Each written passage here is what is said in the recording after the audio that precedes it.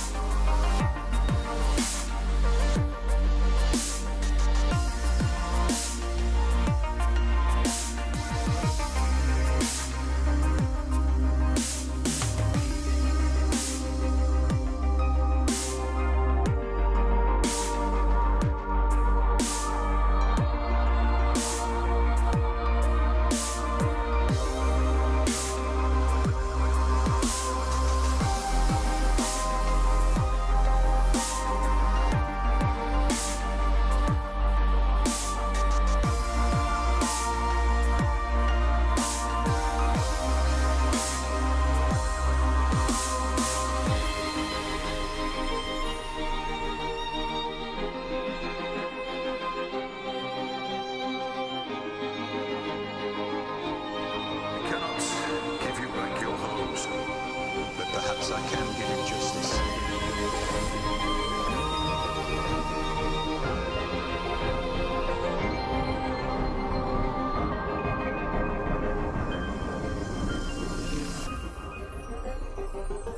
In the name of our king.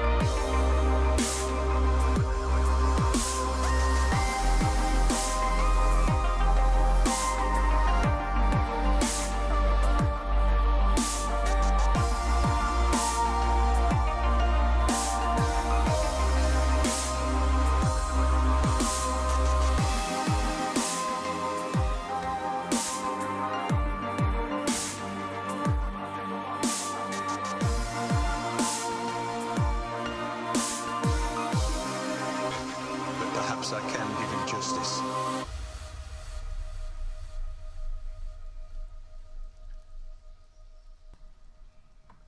All right, we are live, and holy shit. What the hell did we just watch? We saw a fucking Field of Fire 2.0 this time. Good Wow. God almighty, what a damn episode. What's up, everybody? Unbelievable, man. How's everybody doing? Is our mic sound okay? Let's do the mandatory mic check. Amped.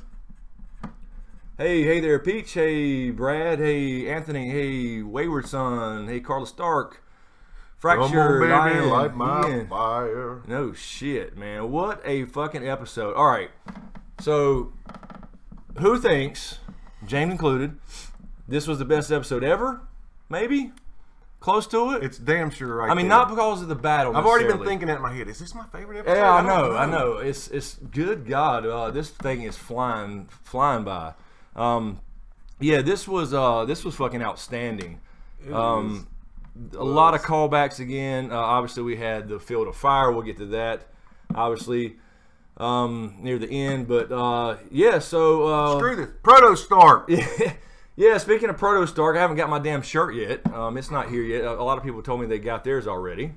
Really? Mm-hmm. And you haven't got your... I ain't got my own damn Funny how shirt yet. that shit works for you. Well, like I think that. it's You can't use your own logo. I know. I'm not going to send you a shirt. I know. I had my own logo problems. Top 5, J Scar says. Yes, definitely top 5. Yeah, definitely has I'm thinking to be. top 3 is what I'm thinking. See St. Nicholas, Carol Brown. Thank you, Carol. And also, really quick, let's see. The time to hesitate is through.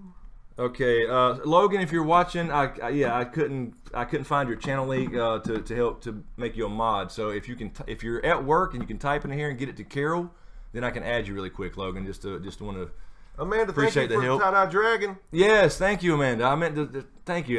I'm glad you said that because I forgot. I knew you were getting there. Yeah, I got so much in my head right now. What the hell?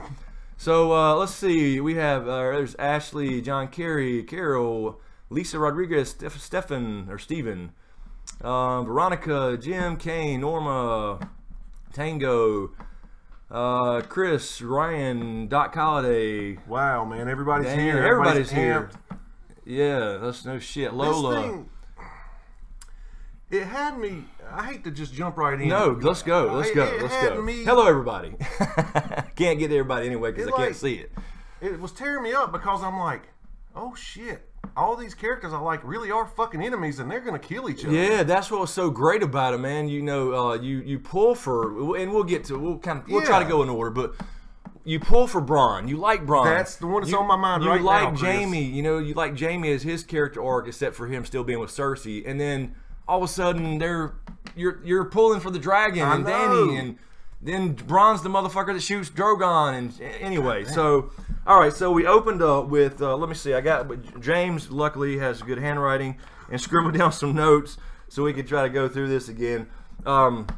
Okay, you wrote down fire in the intro. Yes. Like there was a little flash of fire somewhere. There was. I didn't catch that. I missed It it. just So, moved real fast. yeah, I don't know if it was the thing twirling, you know, above. So I'm not sure how to check that out on the replay when I take my notes and stuff for the proper in-depth review.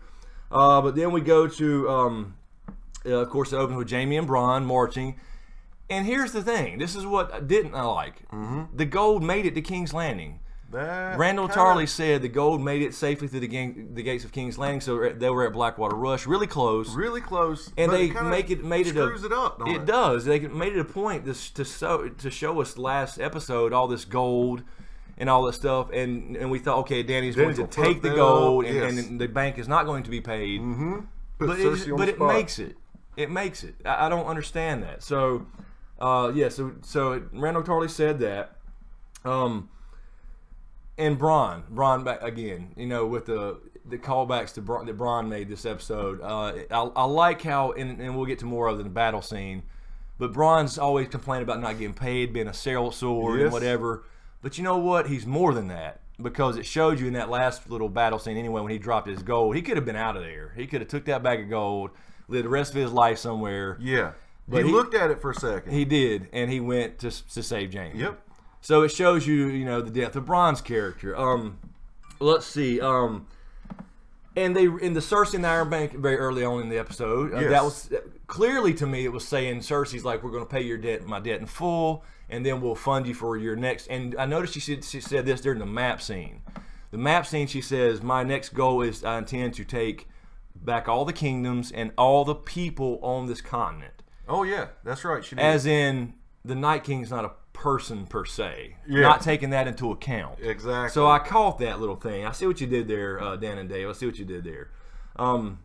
Let's see. So, but yeah, that goes back to the gold thing. But yeah, the gold just makes it. Yeah, the Iron Bank says as soon as the gold arrives. Yeah, and you're you like, know? this never going to get It's there. not It's not going to make coming. it. They're going to fall short. You're going to see gold melting, you know, out of wagons. And That's what shit. I pictured. I did. I thought we were going to see actual gold melting.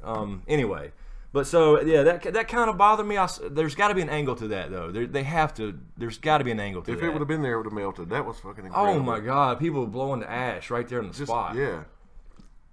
That was insane. Okay, so then we had, let's see what we have next. Bran and Littlefinger. Yes. So Him giving him Bran the dagger. giving him the dagger, wasn't trying to kill him, but he's trying to undermine him. Like Sansa said, he's not going to do that for any reason. But it fucked him up. It fucked him up bad when he said, you know, the things you must have seen and all that. So you're thinking, wonder how much he knows. And then he says, and all the chaos, and Bran looks up and says, "Chaos is a ladder." And that little look was like, yeah, let me get the fuck out of here now. It froze him in his tracks. So this is what I was saying in my little video I did last week about the dagger and all that, was that this thing with Littlefinger, he's telling Sansa last episode, you know, fight all these battles in your mind, etc. You know, that way nothing surprises you. This surprised Littlefinger. That's right. He cannot take the supernatural element into account. No. He never could do that, so this is something he couldn't see coming, so this will be his downfall. Bran can see all the dirty secrets and tell Sansa, Arya, whatever. And Arya in the yard, after fighting with Brienne, has the stare down when he's walking off, like, oh yeah, watching him leave. You can see her eyes go across. Right, exactly. So yeah, I got a feeling we're going to see some Arya Littlefinger action with that dagger. And that dagger, I'm telling you right now. We called it a year ago in Dragon Raised by Wolves, parts 1 through 4. That dagger would come back into play, and it's not just going to kill Littlefinger or whatever. I don't think. Exactly. I think it comes to the end game. I think it really does, because Bran gave it to her. Yes, like you were saying. Yeah, he sees everything, and he handed it to her. He knows what she's capable of. Right. There's a reason he gave it to her. He didn't give it to Jon Snow. I'm sorry about that. He didn't give it to Jon Snow because he knows Jon's going to be a crucial part of the end game. Right. That makes Arya really, really important. I think so. I think that confirmed for me that she will be around for the end game. That dagger has something to do with Shoots it. my video to hell. Yeah. Well, I mean, it doesn't mean she can't die. No, that's right. But, you know, she's definitely the end game. Definitely. Yeah, and somebody just said, I'm sorry, I missed your name. Somebody just said, poor Mira. That was my next thing. Dude, that was sad. Man, I mean, I understand the whole thing where we have emo Bran now, where, you know, he's got all this in his head at the same time. It's one of these, like, you couldn't imagine how that is, like, to, you know, you're almost insane with all the visions, everything he's seen, past, present, future, apparently. But it's like, you're going home, I got to go home and be with my family when they come. I'm thinking about Howland there as well when she said that, like, I'm going to be with my family when they come. Yes. But would that be a Greywater Watch, or will that be the God's Eye? I don't know. We'll see. But the point being, he said, what was it he said? He was just like, he said, I know. Yeah. And then he said, I know. He said, I know, because she said, you don't need me anymore. He said, I know. Yeah, like, and she's like, that's all you got to say? And he said, thanks. Or whatever, you know, it was really weird. Thank you for helping me, and she's like, said, you know, Jojen died for you, Summer Hodor died for you, and you know, it broke my heart, man. I wanted to see some love there, but he can't show this emotion, and he did when he went and met Arya, when Arya showed up. We did get the Stark reunion. Yeah. Speaking of the next scene, Sansa and Arya in the crypts. Now, I noticed when she hugged him, his hand was on her back. Yeah, so he did hug Arya. Yeah. And I didn't see that it was Sansa. I don't know if it's just the angle of the camera, perhaps, but yeah, it didn't hug Arya or Sansa, but did Arya. And they were a little closer in age and stuff, so that makes sense, I guess. But he's not showing very much emotion. They're really going out of their way. Why is my phone still dinging? And I'll tell you sorry, this, guys. I think Mira was just dying for him to say one thing about staying.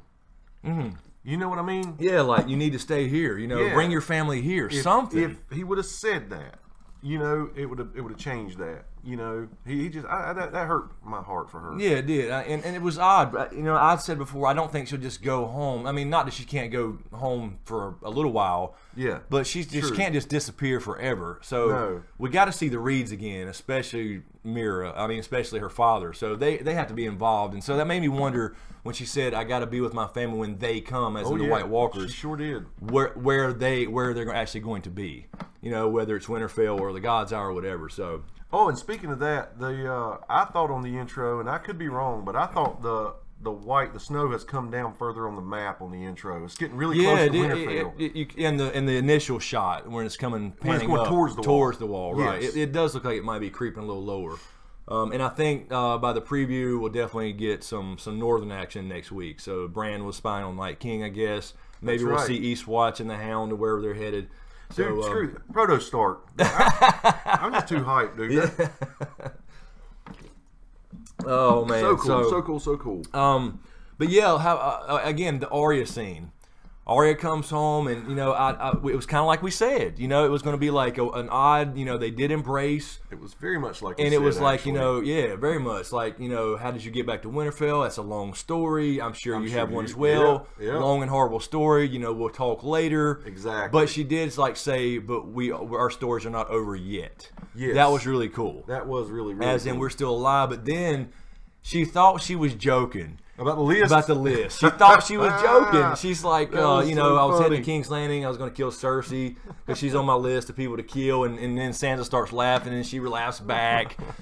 And then they go out to meet Bran and stuff, and they get that over with. And then Bran gets the dagger. Crossroads.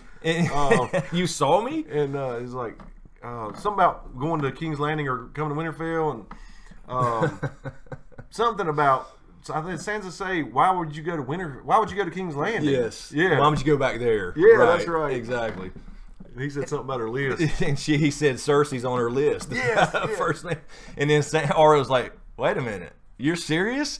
And who else is on your damn list?" And she said most people have died that's on it anyway. So I was thinking there about the Hound. She doesn't know the Hound survived yet. So I hope we get to see that at some point. I don't know if we will this year. But depending on where they're at, as far as, you know, heading to Eastwatch, or are they, how far north are they going to come by Winterfell? That'll be a really cool reunion. Then the Arya scene with Brienne. Loved it.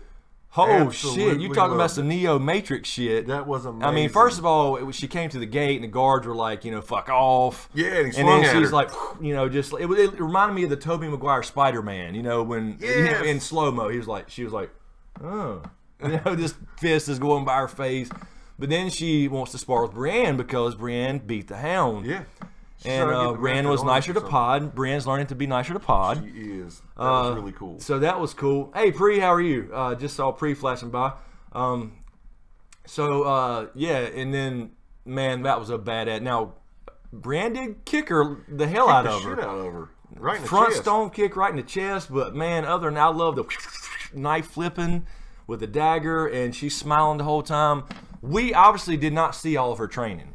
No. I mean, we saw her getting her ass whipped with sticks and go blind, and I understand, you know, but yeah, there was a lot of off-screen training there. And when she said, "Who taught you how to do that?" No one. I mean, that you can never go wrong with that it's line. Like that's what makes her smile now.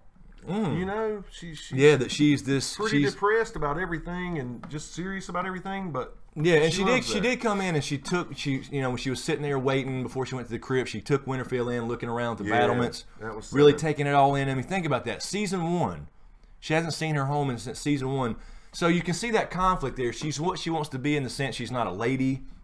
Like she told Ned early on, she's this badass assassin who apparently still wants to carry out her list. Right. You know, we were thinking like she'd get there, and we'll see how that changes her though, spending time at home or whatever. But the Littlefinger thing is going to come up first, I think. Yeah, immediately. Absolutely. That's it. She's got the dagger now. Something's happening. Yeah, for sure. So let's see. Then of course we go to Dragonstone. Yes. We have Dragonstone, we have Missandei and Dany. They were gossiping about what happened with Grey Worm. Many things. Oh, Wormy's coming, you know, she's worried about Wormy and how they're getting back. They did mention that not all the fleet was burned, so they could get back. Right. So I don't necessarily think they have to march across Westeros like Jamie was saying. Yes. But the way this season's going, they I was worried about that. Yeah, could do that. So we'll see. What bothers me about the whole fleet thing, and all the fleets for that matter, is we lost the Sand Snakes, obviously, and we lost part of the Ironborn, but that doesn't mean there's not a whole Dornish army down there not waiting for them. So they're acting like the Dany's losing all these kingdoms, but the leaders would just step up, the new leaders, whoever that would be. I see what you're saying. Would just step up. She would still have an army in Dorne. She would still have the rest of the Reach, you know, and the other half of the Ironborn that didn't die in Euron's attack. Right. Now that may be a smaller, group there because they did get burned. A lot of ships got burned. Anyway, I just want to throw that in there. It's like, why are they acting like that all the Dorne's out of it? You know what I mean? When there's a whole army waiting, because they were going to get that army apparently. And she says, you know, what happened between you and Grey Worm, and she said many things, and so that was pretty cool for me. And then Jon immediately calls them down. Yeah, exactly. And what he had to show, guys. We'll be pausing and looking inside there a lot. Oh yes. So they go in the cave. Yes. We see the dragon glass everywhere. We see it being, you know, where it's going to be mined. But the big thing in this episode was not just dragon. We knew it was going to be dragon glass. but the Children of the Forest cave drawings or cave paintings, whatever you want to call them. A lot of symbolism there. We saw the symbols, guys. We saw the spiral symbols. Obviously, we saw the theta. Yes. We saw a couple different ones. I have to go back and pause when I do the proper in-depth review video. But it looked to me, I'm just saying it really, I'll go back and double check, but I think I saw what refers to the God's Eye in there. I'm telling you, I think you're right. You had a circular symbol with some smaller circles that kind of represented a grove of trees to me. Yes. If you follow this channel, you know that this is where we think this thing ends or where they're headed to. But it was very cool to see the history there. You saw all the symbolism. You saw the children and the first men working. They essentially saw history. That's right. With the first men and then working together, and then the Night King on the wall. And at that point, he had already created his 3 other henchmen. Yep. So whatever. There were 4 of them there. They had their weapons. And blue eyes. You noticed the blue eye. I didn't even catch the blue eye. I'm colorblind as fuck. Yeah. But they nice blue eyes. Yeah, so somebody had a crayon. And it wasn't just white chalk. They did have a blue crayon for blue eyes, but that was pretty cool to see that history in there. So Dany believes it now, but then she kind of had to be, and they, you know, Jon takes her hand and he guides her over there to see the Night King on the wall. And she had a twinkle in her eye. Little twinkle there, but then she goes back to hard ass for a second, like, I'll help you, I'll fight for the North, but you got to bend the knee. And, you know, Jon goes back in the whole, you know, they're never going to accept a Southern leader again after all they've seen, and they will if you know, blah, blah, blah. So we'll see what happens with that, but you can see the love story starting to develop. It's pretty damn clear. And I'm fine with that. I am. I'm sorry. I mean, we kind of knew it was going there anyway. Yeah. I was on the fence about it, but I'm not anymore. It's going there. Oh, yeah, absolutely going there. And then she'll want him to bend the knee over and over again. Because he does that thing with his mouth. Yeah, that's right. Like Ygritte's rolling over in the grave. Like Ygritte found out. Exactly. Yeah. And apparently Podrick. We still got to find out about Podrick. And Tyrion's fucking joke, too. That's right. So yeah, well, then we had Arya and Bran back at the thing, and then she stares at Littlefinger like we mentioned, so we know that that's going to go down. Before that, yes, she goes off on Tyrion on the beach. Yeah, she was. She was pissed off about the planning. Yes, this is your family. It makes me wonder if you really want to hurt them. Yeah, and then when you saw the battle, you saw Tyrion show up or whatever. Dude, yeah. And he was conflicted. I mean, who wouldn't be? And he's telling Jaime, get the fuck out of here, man. Yeah, he's not just watching Jaime out there. He probably knows a lot of those guys out there personally. Exactly. And grew up with them, you know, whatever. And he's seeing these people burn, so he's conflicted. But then, you know, and I guess we'll get this in a second. Right. But you know, he's conflicted when he sees also Dany get shot down. Yeah. So it's really, really cool to see that. And he's trying to tell his brother, get the fuck out of here. But at the same time, he's still loyal to Dany. So that's a situation. That's a hell of a situation to be in. Jon and Davos, or Davos, Jon at Dragonstone. Dude, I love this scene. I love that, man. And Jon says, how many men do we got? And he says something about 10,000 or something or less. And he says, fewer. Yes. Who called that? Fewer. Just like Stannis corrected the Night's Watch guy in what, season 5. Man, that was outstanding. Perfect. Davos is correcting people now, and he's like, Jon, he's king in the North. King John? No, that don't sound right. But the other good line was, yeah, she's got a good heart. Yeah, I noticed you're staring at her good heart. Yes, dude. Davos is the fucking man. I love that scene. He's like, you mind if I switch sides? Yeah. So the whole thing with Missandei there though was to tell Jon that they're there on their own free will. Yes. They don't have to stand. They don't have to be there. The Dothraki don't have to be there. The Unsullied. You know, she freed them and said, you can leave if you want. Nobody will touch you. But if you will fight for me, I will. You know, I'll do this, this, and this. So yeah, that was the main part of that. But another thing I picked up was I think she kind of planted a seed in Jon as far as you're only a bastard because of the customs of your culture. Of your culture. Exactly. Talking about North, brother. Don't let that tag drag you down. Exactly. It was more kind of this, almost the same advice Tyrion gave him in season 1. You know, wear it like armor. Yeah, like armor. Yeah. So that was pretty damn cool. And then we got a reference to North. You know, with the butterflies. I told you about it. This is the butterflies I'm immune to. If you guys saw any of the Con of Thrones panels Roris did, this was her panel when she brought up these butterflies, and I said I was immune to them because the mosquito is a state bird here. But yeah, that was a cool shout out to that as well. Theon shows up. Yeah, he shows up. First time Theon's seen Jon since episode 1. A lot of little reunions here. It's really cool. And he basically comes up and he's like, Jon, waiting for it. He's waiting for it. And poor Theon, man. He did what he did. And Jon said straight up, the only reason Hey GMS, how you doing? What's up? The only reason I just happened to catch something flying by. This is what do we got? 4,000 people. Awesome, Sweet. Guys. But yeah, man, he was like, you know, the only reason what you did for Sansa, the only reason I'm not killing you. That's it. And that was straight to the point. And then he started talking to Davos about I came to get Yara back and asked the Queen for help. Yeah. So I think Yara, and this is just my opinion, just based off of that conversation. Yara's alive. I think she's going to be in the bowels of the Silence. I could see that. Now, whether we see it this season or not, I don't know, but it's going to kind of play off Damp Hair in the Winds of Winter release chapter, where he's the one strapped up to the Silence in the Winds of Winter whenever it comes out, hopefully next year, and she's going to be the one down there now. And since they really didn't do a Damp Hair. I mean, he was in the show, but they didn't name him. Yeah. There's no Victarion. So you know, there was a couple little shout out to the books here. Another one really quick before we get to the Field of Fire was Cersei. She called out the Golden Company. Oh, yes. To Tycho from the Iron Bank. The Golden Company. That really means nothing to me, honestly. So if you in just a short and sweet version, the Golden Company is a sellsword company in Braavos, or not in Braavos, in Essos, founded by Bittersteel, who was Bloodraven's half brother. Okay. His name was Aegor Rivers, and he became known as Bittersteel. And they were the ones that supported the Blackfire rebellions. Okay. So it's like, and then Cersei did say something like, "There's a couple other things I'd like them for them to retrieve," and I'm thinking, what is that exactly? She did. Could she imply Tyrion's head? Could it be Bright Roar? Why would she have any interest in Bright Roar? Yes. The house ancestral sword of the Lannisters. Vinny, 2 times. Come on, man, that's harsh. What happened? What happened? What I missed? He says James is like Jon Snow. He knows nothing. No, he's I'm learning, brother. He's learned a lot. But anyway, let's get on. Finally, it happened. We saw Dragonfire. We saw Dany brought out Drogon. We saw Field of Fire 2.0. We all kind of predicted this, but to see it, man, was something fucking different. That was fucking badass. And that's what I'm saying. I was conflicted though. I was like, wait a minute, am I rooting for people to burn alive? Yeah. Yes, and also no, and also Bronn and Jaime's there, and what the hell? And he's actually talking to Dickon about, you know, Rickon. I learned this shit about Dickon. I learned about the men shitting their pants when they die when I was 5 years old, and then all of a sudden he's like, "Hold on, do you hear that?" Yeah, the Horde. Whoa. And you got to remember this. Crazy. This is not some small group of Dothraki. This is all the Dothraki that came over. She was the one, instead of Khal Drogo, instead of her son Rhaego, to unite all the Khalasars. She is the stallion that mounts the world.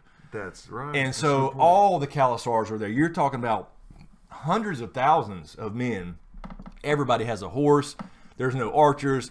I mean, there's archers on horseback and stuff. They just go. They just plowed through these Lannisters like it wasn't shit. Like, I mean, it was like butter. I mean, it was like a hot knife through butter, literally, with Drogon. I'd like to bring up to them, you know, what I said to you. You know, it could just be for effect or whatever, guys. But did you notice how when it showed the horizon and you could hear the Horde coming, the clouds darkened and rolled in and casting shadows? Yeah, that was kind of I was like, that reminds me of, you know, Night King and when he brings the army of the dead, how he brings a storm. It's almost like Dany was bringing the storm. Yeah, and it could have been, maybe it was just for effect. It probably was. It was like a parallel with that, at least. Ice and fire coming, you know. So we did get that shot earlier on with the storm coming with them, wherever they're marching to.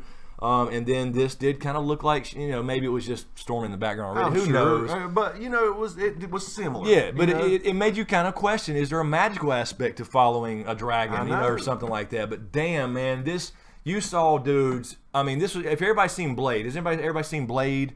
The vampires, how they died. This is the way these Lannister dudes were rolling up. They were just blowing away like ash, like almost instantly. They were burning for literally seconds, and then they were just ash. That's how hot Dragonfire is. It melts fucking stone. And I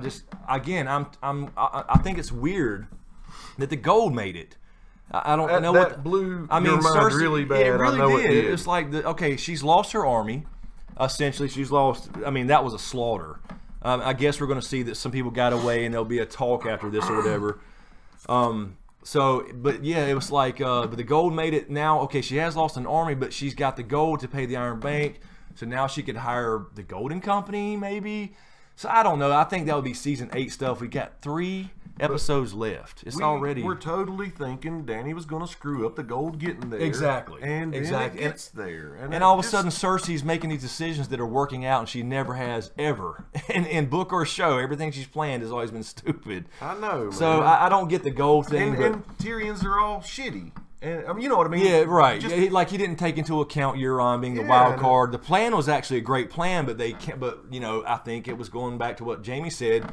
He learned from Robb Stark, although Robb was a very young commander, but he made an awesome move, and Jaime learned from that. Right. So Dany was pissed for a while, but man, this scene, just seeing Drogon in action, and then Bronn to be the one to pull out the Scorpion. The Scorpion. I know, man. I know, man. And again, Carol says we are trending live at number 6. Awesome. Thank you guys. We are at, what are we at? 4,200 people. That's awesome. That's our new record. Thank you guys. Thanks for everybody hanging out. Glad you're here. We'll get some questions here in a minute. But yeah. Very cool. That was another scene that made you feel conflicted. Yeah, because I don't want Bronn to shoot Drogon. No. And I would. If I don't want him to die. If I had to choose, I would want Bronn to die before Dany or Drogon. But at the same time, it's like that's what makes this fucking outstanding. Is you're like, who am I pulling for? I'm pulling for the dragon. Yes. And Dany getting a victory. She needs a W. She's been taking all these L's. Yes, she has. But it's Bronn, and you like Bronn, and then you like Jaime, who he's become, and he's really just doing it out of duty. And so it was harsh. All these you saw they kind of humanized the Lannister soldiers, didn't they? With Arya in episode 2. They set that up and set that up. Feel these feelings, and you're seeing these guys burn alive. Yep. And Jaime's looking at these guys burning alive, looking around him, endless battlefield. It was tough. So and the 4 horses, man, god dang. Oh god, dude. Yeah, I mean, insane. Getting speared and getting their legs cut out from under them, man. It's a very realistic battle. We got somebody at the door. You hear our direwolf, guys. All right, Riddick, go get him, buddy.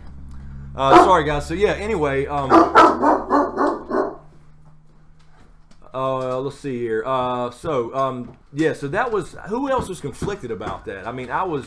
I loved the scene, but it was one of those things where you're conflicted about the whole damn thing. Yes, that was Riddick. My kid walked in, of course, in the middle of this. Watch your tail, Riddick. Don't move. I think he moved the camera. Sorry about that, guys. He might have slapped the camera too. I think we're still. That's what you get with live TV, guys. That's right. We're not professional here. But anyway, so yeah, everybody's saying they agree. They're being conflicted. Yeah, I mean, it was a badass scene, but at the same time, you're like, Michelle scared the shit out of me. Sorry, that was his "get the fuck out of here" bark. It was. So yeah, it was such a badass scene, and you saw how hot that fire was. I mean, it literally cut through. Like you saw, you did see a glimpse of it in last season in Marine. Yeah. In the Bay of Dragons now, where it was Slaver's Bay, where it just cut that ship in half. But it don't just burn wood. I mean, it melts the shit. It like in half.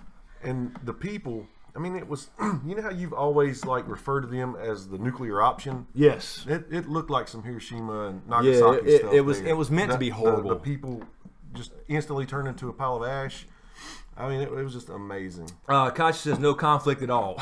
So yeah, I mean, some people probably felt that way. I get that too completely. But being Bronn there, and so then of course it wraps up with Jaime. Bronn does shoot Drogon. You think it's bad? Scary, God. You're going, oh God, he's falling, and Dany's falling with him, and he's going down. But then he pulls up. And you realize how small. And you realize how small that thing is. It's just, it's like a toothpick to him. I'm sure, obviously it hurt him. But Dany pulls it out, and that was the scene where Jaime's charging with the spear, and and Tyrion's up here get the fuck out of here, what are you doing? Yeah. And he charges, and as soon as he gets there, Dany pulls it out. It's like, it's a flesh wound, turns his head, and here comes the fire, and Bronn, boom, hits Jaime off the horse into the lake. I don't know about the lake. I mean, this is Blackwater Rush, so I guess it could be deeper. But he's knocked right into the edge of a lake, and then sinks so and now he's right sinking. To the edge. So yeah, I mean, Gold Hand is going to be heavy. He's all the armor. He's sinking. He's knocked out. Not looking good for Jaime. I think he'll be pulled up maybe by Tyrion. Yeah, I don't see him dying. Yeah, I think so. I guess we're going to see the aftermath of this battle as we saw in the preview for next episode. So now, how about when Tyrion's there? He's having his moment where he's looking and seeing his guys getting burnt. He's very conflicted. And the Dothraki soldier says, "Your people don't fight well, or something. Don't fight too good. Your people don't know how to fight." That was terrible. But I thought back to the scene in season 1 when Jorah fought Drogo's Blood Rider and killed him pretty easily with the armor. Because they were talking about men with armor makes you slow. So I was actually worried a little bit, like maybe there's going to be more Dothraki casualties than we think. But no, you saw a few die. Obviously, a lot of people died, but it was pretty badass, and they just mowed through that shit. She opened a path, and those horses going through that fire path, that was so awesome. They broke the line, and it was over. I mean, and then Jaime calls for the archers, and they loose the arrows, and it just bounces off Drogon's scales. Like, what are you gonna do? You need to be running the other way. So, all right, let's see. Anyway, so I think that's basically everything. I mean, just the general breakdown. So. Let's see what everybody else thinks. I know we've already seen a lot of super chats come in. Says, "Are you sure it was Bronn that saved Jaime? I thought it was Dickon." I think it was Bronn because when you saw Bronn on the ground, it was quick. Before that, he looked up at that horse, and it was the white horse, and that's when he dove off. So I'm pretty sure it was Bronn. And the idea of being behind Bronn, or of it being Bronn better than Dickon, is that it showed Bronn wasn't just a sellsword like he keeps claiming. Good point. You know what I mean? He saw the gold on the ground, he left it to go do what he had to do. And then he went and saved Jaime's life. So it's showing the depth of Bronn. He's not just a sellsword. He actually cares in some way, some small way at least, about the Lannisters. Good deal. So that's trending, I guess. Are we trending? We are? I guess. So we're trending live. Cool deal. All right. So I know we had a lot of questions come in.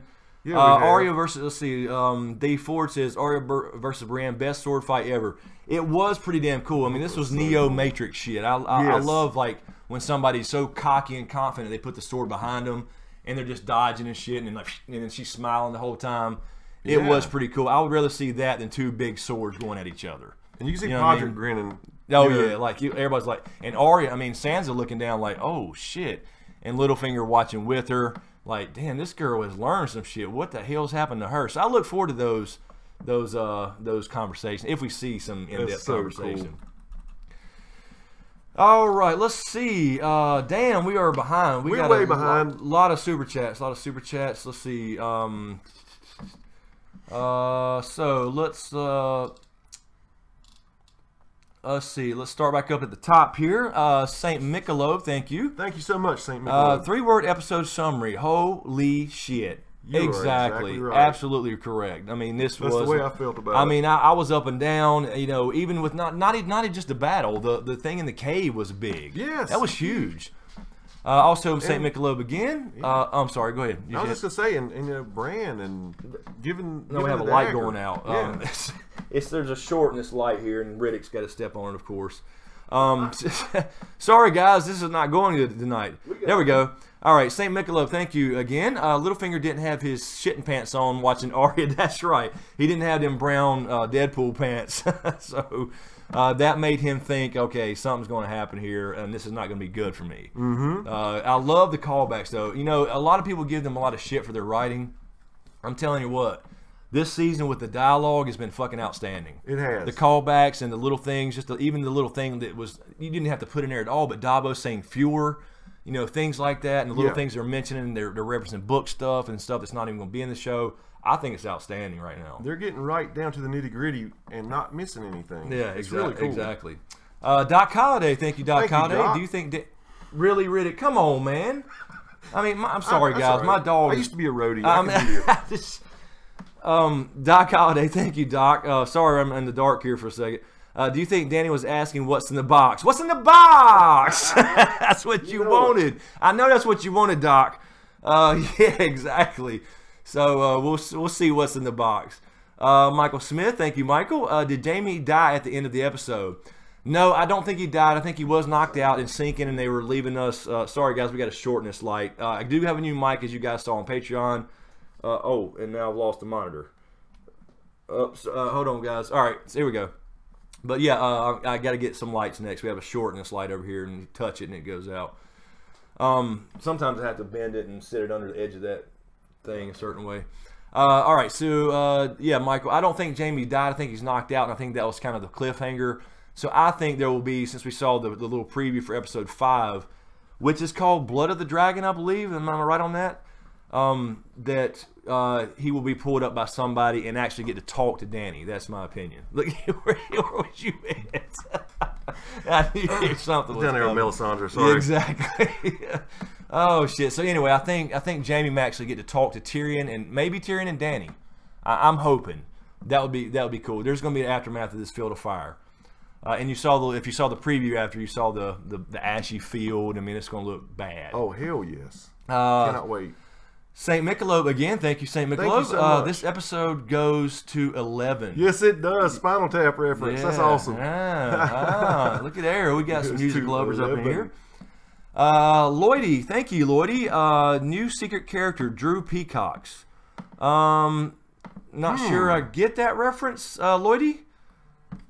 Droopy Cox? Drew, oh yeah, okay. I guess that's what it's got to be, right? Gotta be. I just saw that. Sorry, man. I'm slow tonight. So, but thank you, Lloydie. John Carey, thank you, John. Thank you. Got my children of the forest. Got my children of the forest. Which I'm not sure exactly what you mean, other than the cave reference, obviously. That's what I think. Yeah. But yeah, that was so cool to include that in there, because this could have been an episode where it was just about winning this war, getting a W for Dany. Exactly. But they put in the history there and kind of showed that, you know, that it was real. Like, you're standing there where they were, writing about this stuff and warning people. You need to work together. Exactly. Where they mined the dragon glass from. Yeah. Also, really quickly, Josh Friend, if you're watching, you said you had a question last week that I missed. I could not find that.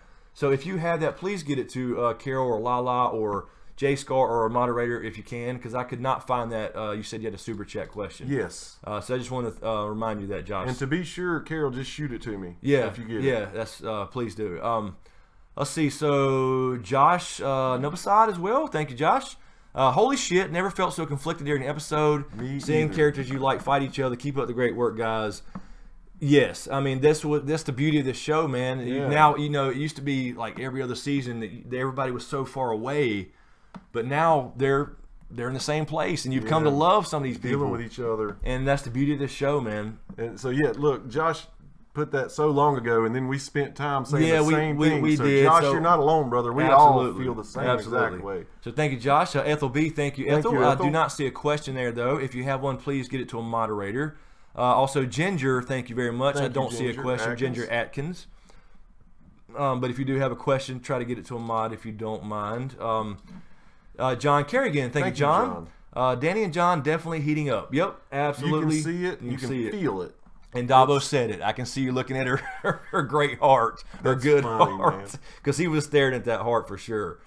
Oh man, but man, in real life, he's got it made too. Jeez, damn kid, if I just had the hair. But at least I got the height, because I know he's short. Oh, he is. Kelly Zahara, thank you, Kelly. Talk about the look on Bran's face and Arya took the dagger. What was that? Yeah, I think it's what we were talking about earlier. I think that this indicates to me that Bran knows Arya is going to do something very important for the end game, not just kill Cersei. Little Valyrian steel and dagger. she's going to use that. So I think that's why Bran gave it to Arya. So her training in Bravos and becoming a face assassin is not about killing people on her list. It's not going to be about, you know, training with Bran in the yard for a cool scene. No. It's going to be about this end game. She is coming back for the end game, and that dagger will be involved. I guarantee you. Sure will. Well, I can't guarantee it, but I don't have inside information or anything. But I mean, I would bet on it. Mildred Marshall. Hey, Mildred, hadn't seen you in a while. Thank you, Mildred. But I do not see a question. So if you have one, please get it to a moderator if you don't mind. Mikado, thank you. Is that Mikado Azteca? Yeah, or maybe Mikado or something like that. Mikado, Azteca? possibly. I'm sorry if I'm Azteca? butchering. I'm name butchering again. Those soldiers at the end got annihilated. Were they only the stragglers, right? That's a good point. That's true. He did. Tarly brawled, and apparently Tarly escaped. He talked about flogging stragglers. Yeah, he was like, we need to flog people who are slow. Yeah. Like Jamie's like, let's just kind of ask first. Really? I mean, it shows how much of a stickler he is. So that is a good point, Mikado. Yeah, it wasn't the full army. I mean, it was a big group of people, but it wasn't a full army. Let's see here. Stephen Hart, thank you, Stephen. Are Jamie and Bronn going to be prisoners? I don't know. This might be one of those things like go tell the tale. Go tell Cersei what I've done here, and I can come right now if I wanted to and burn that motherfucker to the ground. Right. I mean, so I don't know. So yeah, his message he's got to deliver to Cersei about you know, the poison for Joffrey. That's true. That's gonna get swallowed up by, well, holy fuck, dragons. Yeah, know? exactly. Dragons are real, and it's not just what you heard. Check this out. Yeah. I mean, so I don't know. Yeah, that's a good question. I mean, I think it would be great for them to have dialogue at least. So I don't know if that would be the best thing to keep. I don't know. You could take her. You could take Jaime hostage and use that essentially. But then again, if you want to open a dialogue, and Jon, this may be where Jon comes in a little bit about like reaching out to people about stop all this bullshit about the Iron Throne. We got a real war coming. Maybe that opens that up for a meeting or something. Like, you know, he's going to want to reach out to everybody. And like we've talked about, when that meeting goes down, if Tyrion's in the room, it's going to be Dany's telling Jaime, "You killed my dad." And then Jaime's going to be telling Tyrion, "You killed my dad." You know what I mean? It's absolutely. It's going to be a crazy meeting, and I do want it to happen. Absolutely. Ethel B, thank you, Ethel. Okay, so you get a question this time. Did you hear the crow calling? Yes, I wrote this down on my. I was jotting some really quick notes, and I'll do it again for an in-depth review. But did you hear the crow crowing during the long shot of Littlefinger in the gallery at Winterfell? Bran is watching. Yeah, he brought it up. Absolutely, I said it out loud. You saw that or heard that for a reason, and that's because that's going to be the downfall. And when he said Chaos is a ladder, Littlefinger knew that. Oh, hell yeah. Anyway, absolutely. So yeah, a lot of little things in this episode. Days are numbered there. A lot of little things. Thomas Green as well. Thank you, Thomas. A shot of the dragon straight after Dany says to Tyrion, "You mean your family?" Tyrion Targaryen foreshadowing. I don't know. I mean, I wouldn't. Yeah, because Tyrion said our enemies. She said, "You mean your family?" Basically. Yeah, like maybe you don't want them to be, you know, to die after all. I still think it makes. I mean, I would be fine with that, but I still think it makes more sense poetically and, you know, thematically in the story if he is actually the son of Tywin. If anybody, it should be Jaime and Cersei for the timeline and everything. But where Tywin hated his actual trueborn son, who everybody thinks is a secret Targaryen. That's just perfect. I think that's the way it should go down. But I mean, you know, we don't know. We could get a big shocker, and it's sitting there the whole time. Let's see. Also, Jason Coleman. Thank you, Jason. What up, fellas? So you think Arya is going to kill Littlefinger? Yes. I think with that stare down, she's going to be the instrument. Bran will know what happened to cause it. Sansa. I think this was really important, though, and this is just my gut feeling. The way they introduced those scenes. Okay, the first scene, he says chaos is a ladder. Yes. He clues Littlefinger in on, "I know what's up with you." Yes. Okay.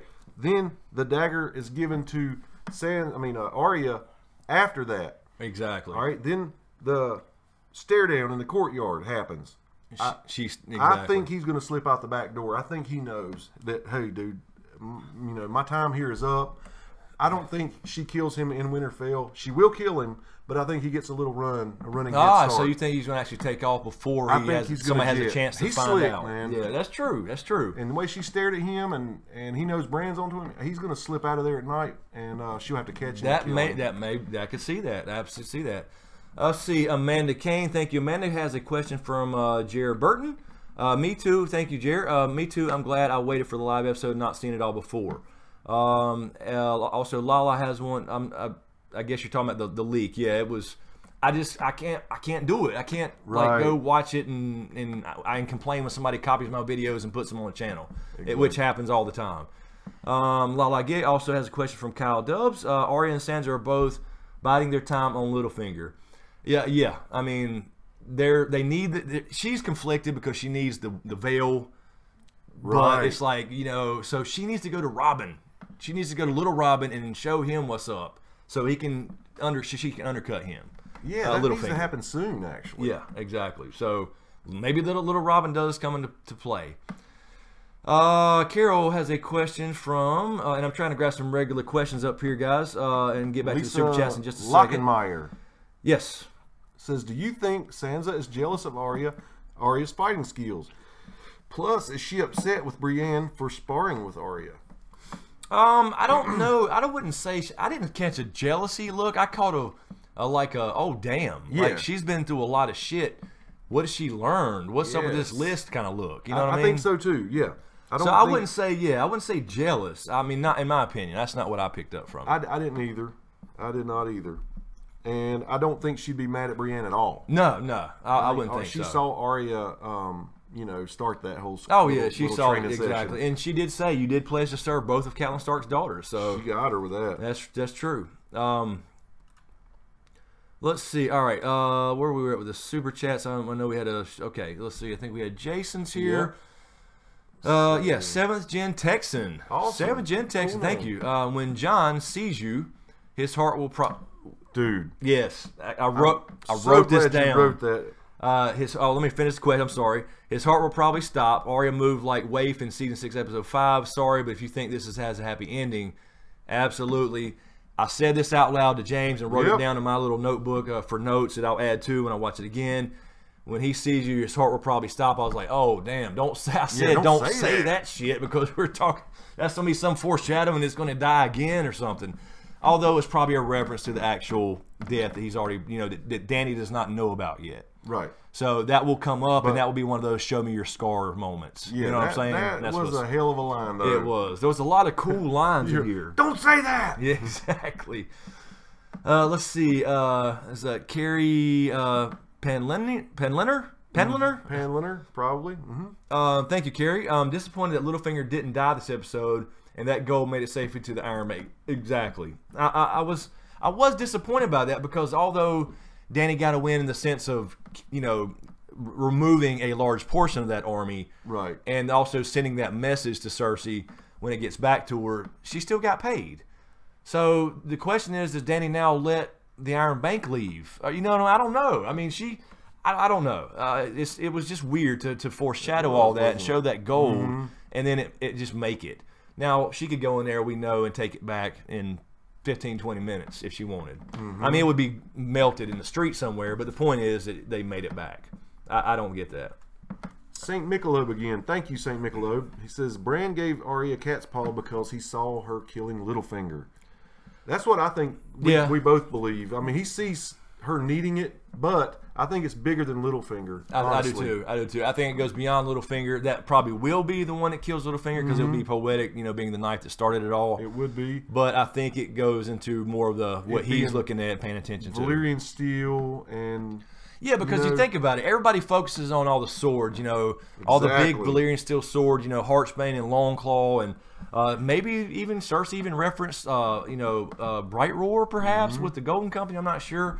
Anyway, the point is all the swords. Yeah. But there's shit tons of daggers, especially in the books and stuff. And for this dagger to be something to do with maybe the Night King or even just a White Walker would be big, you know, something to the end game. It's how he writes about underdogs, and you know, you got all these awesome characters, but then there's Tyrion who's awesome, and he's a little dude. Yeah. All these awesome swords, and then you got, you know, this little dagger that you forgot about for 6 seasons. And now it's going to come back and be really pivotal in the end game. I think so. Jacob Meets World. Thank you, Jacob.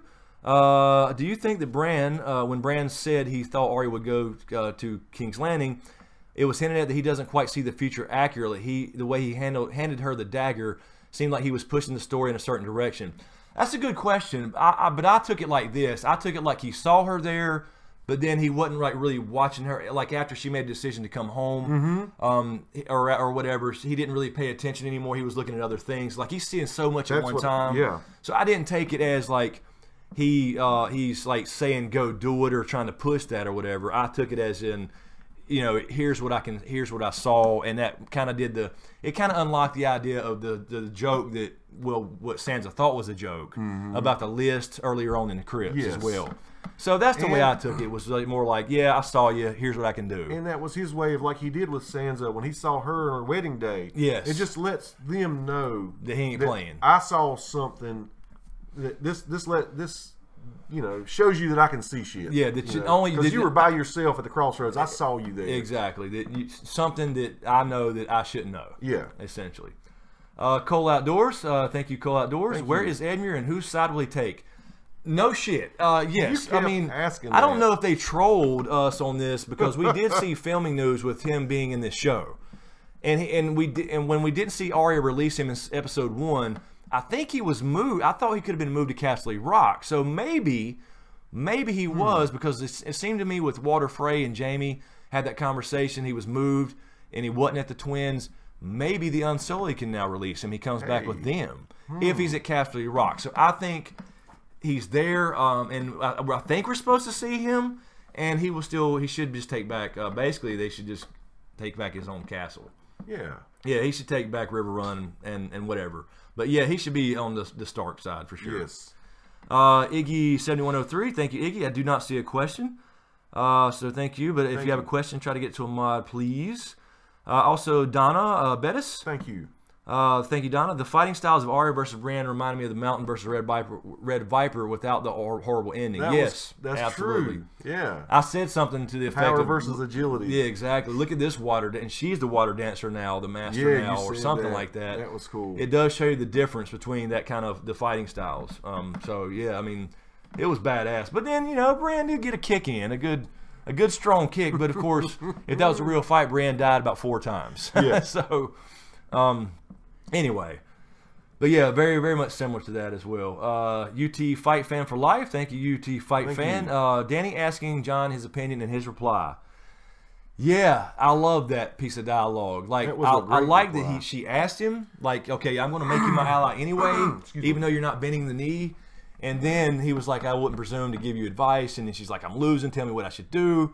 He says, if you use dragons, you're no different. You're no different from all the rest of Targaryens. That's right. Or Aegon. You're the same old thing. You're not nothing new. So I thought that was good, which of course made her decide not to go directly to King's Landing, but to stop well, I guess attempt to stop the gold. I guess that was the idea. I don't, but it made it. I don't know. She was late.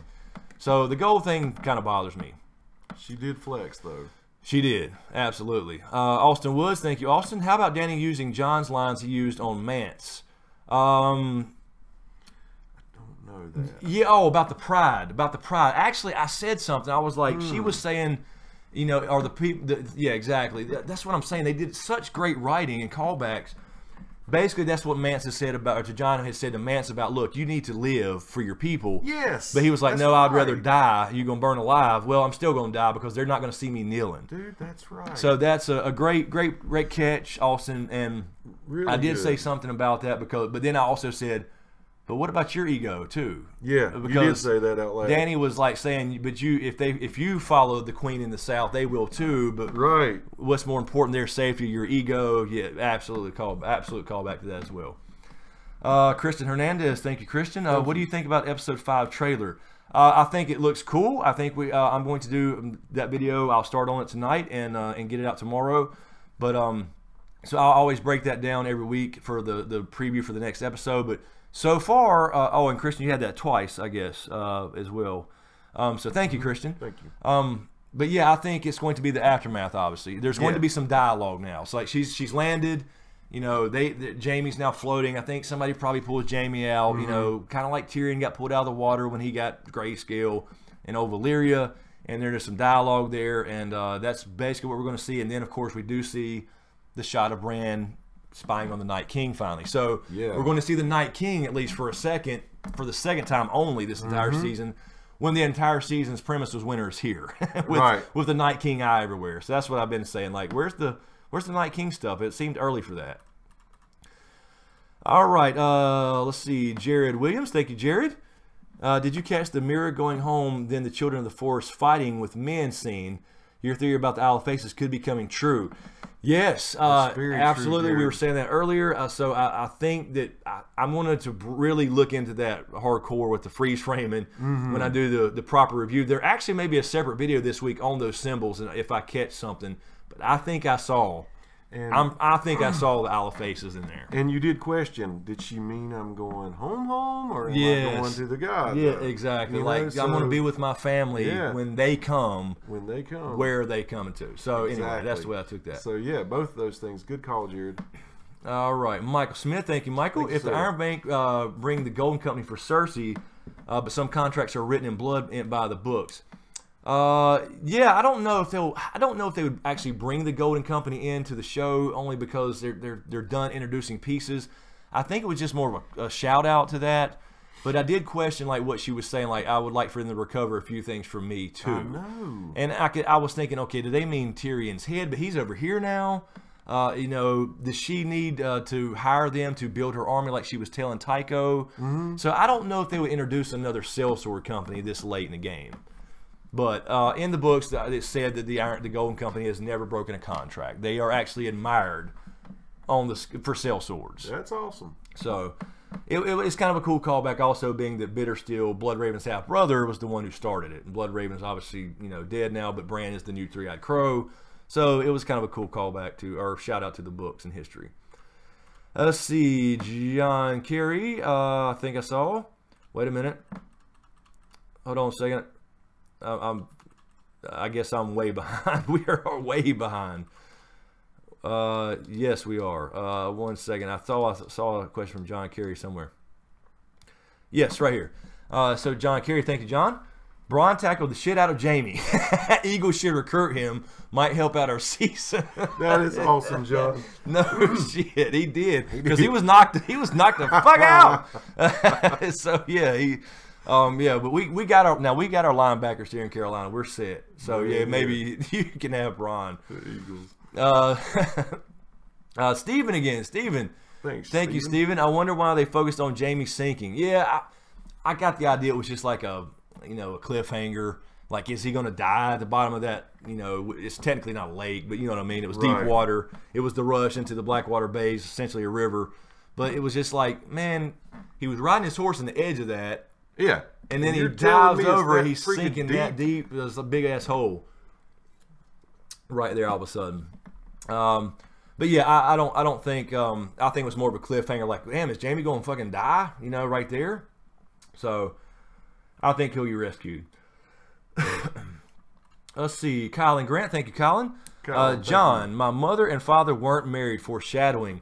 Even though I think it's a bit tenfold, there would be a record also to shout out your mod, especially to all these gorgeous females. Shout out to the mods. Thank you, Colin. Mods kick ass. Yeah, we got kick ass mods up in here. And not count Nightbot. He's an asshole. I understand. But yeah, I was questioning that too. It was basically, to me, James, you said this better than I did. It was basically just showing that it doesn't matter what the status of your parents are. That's essentially what it was saying. Exactly. Like, it was. You're a bastard only because of a law, regulations, cultural and norms. It's weird. Yeah, the concept to her was foreign. Not even understand what it mattered. Very similar to Dorne. So yeah, good catch on that. But I don't know as far as the thing. It also may say that he's not a bastard, even by cultural standards. So I think we will find out that Rhaegar and Lyanna were married in front, and maybe at the God's Eye.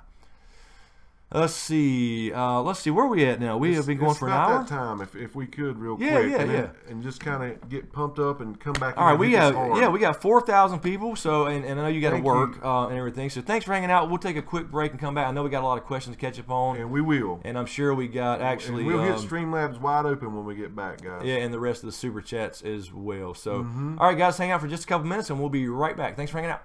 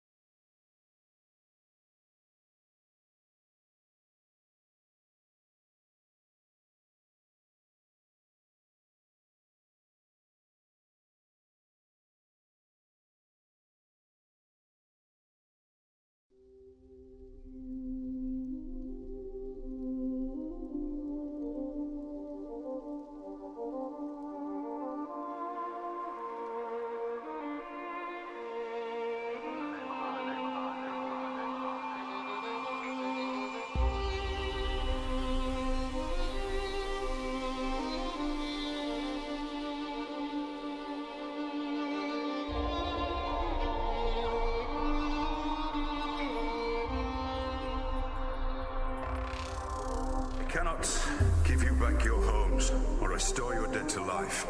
But perhaps I can give you justice in the name of our king.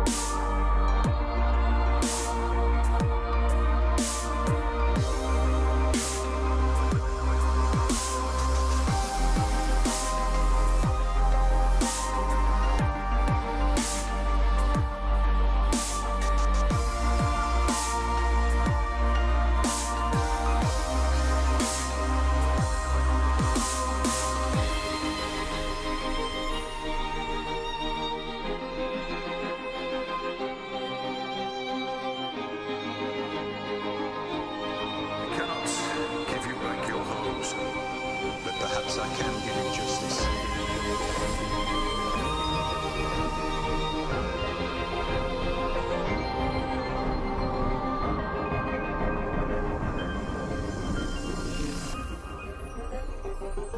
In the name of our king.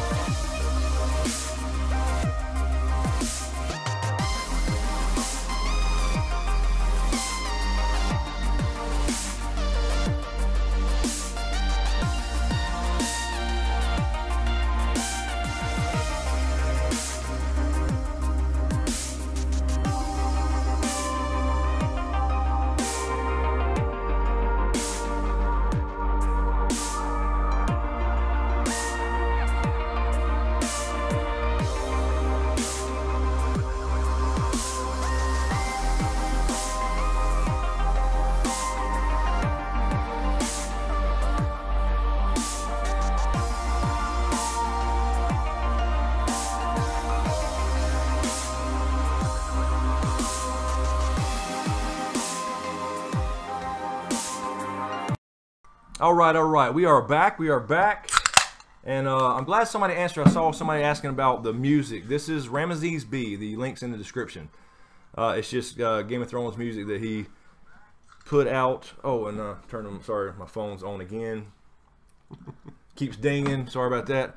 Okay, let's see. Where were we at? Let's see. And I think Carol let me know that we are up to, what was it? Number 5 on live trending. Very cool. I love it, guys. Thank you. We're doing this every week. Every week. Pretty damn cool. Maybe we can jump back over to trending like we did in week 1. That'd be pretty damn cool. Yeah, how that happened, I don't know. I don't know. It's weird. Because we broke our record tonight already. I don't know if you know that. Well, I think so. I think we have. Also, everybody watching, thanks for hanging out. Be sure to subscribe. I know a lot of people watch, again, YouTube without accounts, and I say this every week, but create an account really quick and subscribe if you don't mind. And click that damn bell, otherwise you won't even know. They don't notify anybody. Let's see here. All right. Let's get those first ones off of Streamlabs because they. Yeah, did we have? Okay, did we have some on Streamlabs? I'm sure we did. We're so behind on questions, guys. So sorry. Let me find the right date here. Okay, yeah. So here's our first one. Nope, it moved. Did I move it? Yeah, you're on June. Oh damn! What did I click? That's weird. Oh, okay. I must have I just reordered it. Okay, now let me go back. Okay, there we go. Sweet daddy. All right, Austin Gonder. Thank you, Austin. Thank you, Austin. And Austin has 2 questions here. Hey, Chris and James. Not a question, but holy fuck. I was speechless for a solid 20 minutes after the episode ended. I didn't think Season 6, Episode 9 or Episode 10 could be topped. This was absolutely amazing. Yeah, I mean... It totally was, Austin. I don't know, man. I mean, I guess it was 2 different kinds of battles, but just as far as the battle scene goes... Yes. But, man, I don't know. I have to think on it for a while as far as ranking this thing, you know, and I don't know. It was great. But you said something. You were like, it's amazing how they're making these battles feel so real. Like you're in it. The way they're running around with cameras in there. Yeah, and it's horrible. It's supposed to be horrible, but then you're conflicted because you're pulling for people, and it's crazy. Also, Austin, thank you again. Thank you, sir. John and Danny are totally in love with each other. Did you see how they were looking at each other? Especially Danny. I was hoping they'd kiss in that cave. When Davos said, "I see you staring at her kind heart," John didn't deny he is totally smitten. Absolutely. They're definitely going that route. You can see it all day. He grabbed her wrist, and when he let her wrist over there to the wall to see the Night King. Yeah, so and I'm fine with it. Like I said, I know some people were like, I know, but they don't know their aunt and uncle. They don't know, and that's kind of the tragedy they're setting up or whatever too. Austin again, thank you, Austin. Do you think Dany will do Jaime and the remaining? What do you think she would do with the remaining Lannister soldiers and Jaime? Also, I got super emotional when Arya was looking around Winterfell. Also, since it's obvious they're in love, when do you think Jon and Dany would consummate their relationship? Yeah, I mean, I don't know. I mean, I'm sure they'll do that at some point. Don't really know when that's going to be. If they get a minute to relax or something, but a lot's going on. I can totally see them busting into like Summer Lovin' from Greece right now. I don't know. That's right. And Davos and Tyrion, tell me more, tell me more. Damn. Oh shit! Now that's got to be a meme now. Oh man, but yeah, as far as Jaime, yeah, I think she's going to. I would imagine by the little teaser that we got for next week that she's going to talk to Jaime, and I think Randall, Tarly, and Rick and Dick, and that's the second joke, by the way, of that with Jaime and Bronn. But I think she'll talk to them and have some kind of parlay, essentially a post-battle parlay, and say, look, you know I can go up there and burn this shit down. You know what I mean? So I think what Cersei did, I can do worse than that. But I think if she listens to Jon and Tyrion, she doesn't capture people and hold them in horrible cells, because it shows that she's different. You know what I mean? So she had a little fire moment. So now she's kind of got to go back. I mean, she may have a little bit more Mad King in her, I'm sure. But let's see here. Why is I'm sorry, guys. My phone's still talking after I actually muted it. Let's see here. Shri, thank you, Shri. Hey, Chris and James, what do you think the Night King would prioritize if he could kill only one? Leveled up three-eyed Raven, Bran, resurrected as Azor Ahai, Jon Snow. That's a good question, man, because Bran can see where he's at and shit. Yes. But Jon maybe is the one to kill him if he thinks he is Azor Ahai. So I guess you would take out Jon, I guess. But yeah, like you said, he is leveled up. He's like, Bran's like a level 75-ish, heading towards 90. So he's getting there. As soon as he gets that shit together, he'll be. I don't know. Maybe you pick him. I don't know. But I think you got to kill Azor Ahai, right? If you think he's Azor Ahai. That's what I would say. He would. But maybe that's where Dany comes in. You know, nobody's thinking maybe he doesn't know about. I mean, I don't know. We'll see if he's got green sight and shit like that to be able to know Dany exists. Yes. So we'll see. I'm betting he does. Also, Jim Gower, thank you, Jim. Congrats on 4K again. I know, Jim. Thank you, Jim. Very cool. Yeah, and we're back up to 3,000 now, even after taking a quick break. If that was Bronn that knocked Jaime off the horse, why didn't we see him going down with him? Seems like the armor can't be taken off pretty easily, which given previous time we saw Knight stripping it off. Exactly. Yeah, I don't know. It was just, I think it was just kind of the drama shot where he got knocked out, and so they're separated. So Bronn would not be sinking because he was just in it. I don't think he just had regular leathers on, right? He did. So yeah, Jaime, I think it was just more for the dramatic effect of Jaime sinking to the bottom while Tyrion's watching all this going on. Yeah. You know, that type of thing. So I think he'll be all right, though. Let's see. Dejan Preston, thank you, Dejan. This episode was awesome. Do you think Sansa looked a little threatened? No, I didn't take it as that. If you're talking about with Arya, I didn't. Yeah, I really did. This is the third or fourth time I've seen this in a comment too. Yeah, exactly. So I'm going to watch it again, but I didn't initially, off my first viewing, take it that way at all. I didn't either. I took it as like, okay, she's fucking hardcore. She grew up and did what she said when she was a kid. She's not a lady, as far as the definition of a lady. So that's the way I took it. Colton Mixon, thank you, Colton. Jon has to become the new Night King, and Arya will have to stab him in the heart with cat's paw to kill him and break the Night's King and Army of the Dead cycle. Yeah, we talked about that a little bit with Dragon Raised by Wolves, parts 1 through 4, and some possible in-game theories. I don't think Jon becomes the new Night King. That makes no sense to me in the sense of we have a Night King. Right.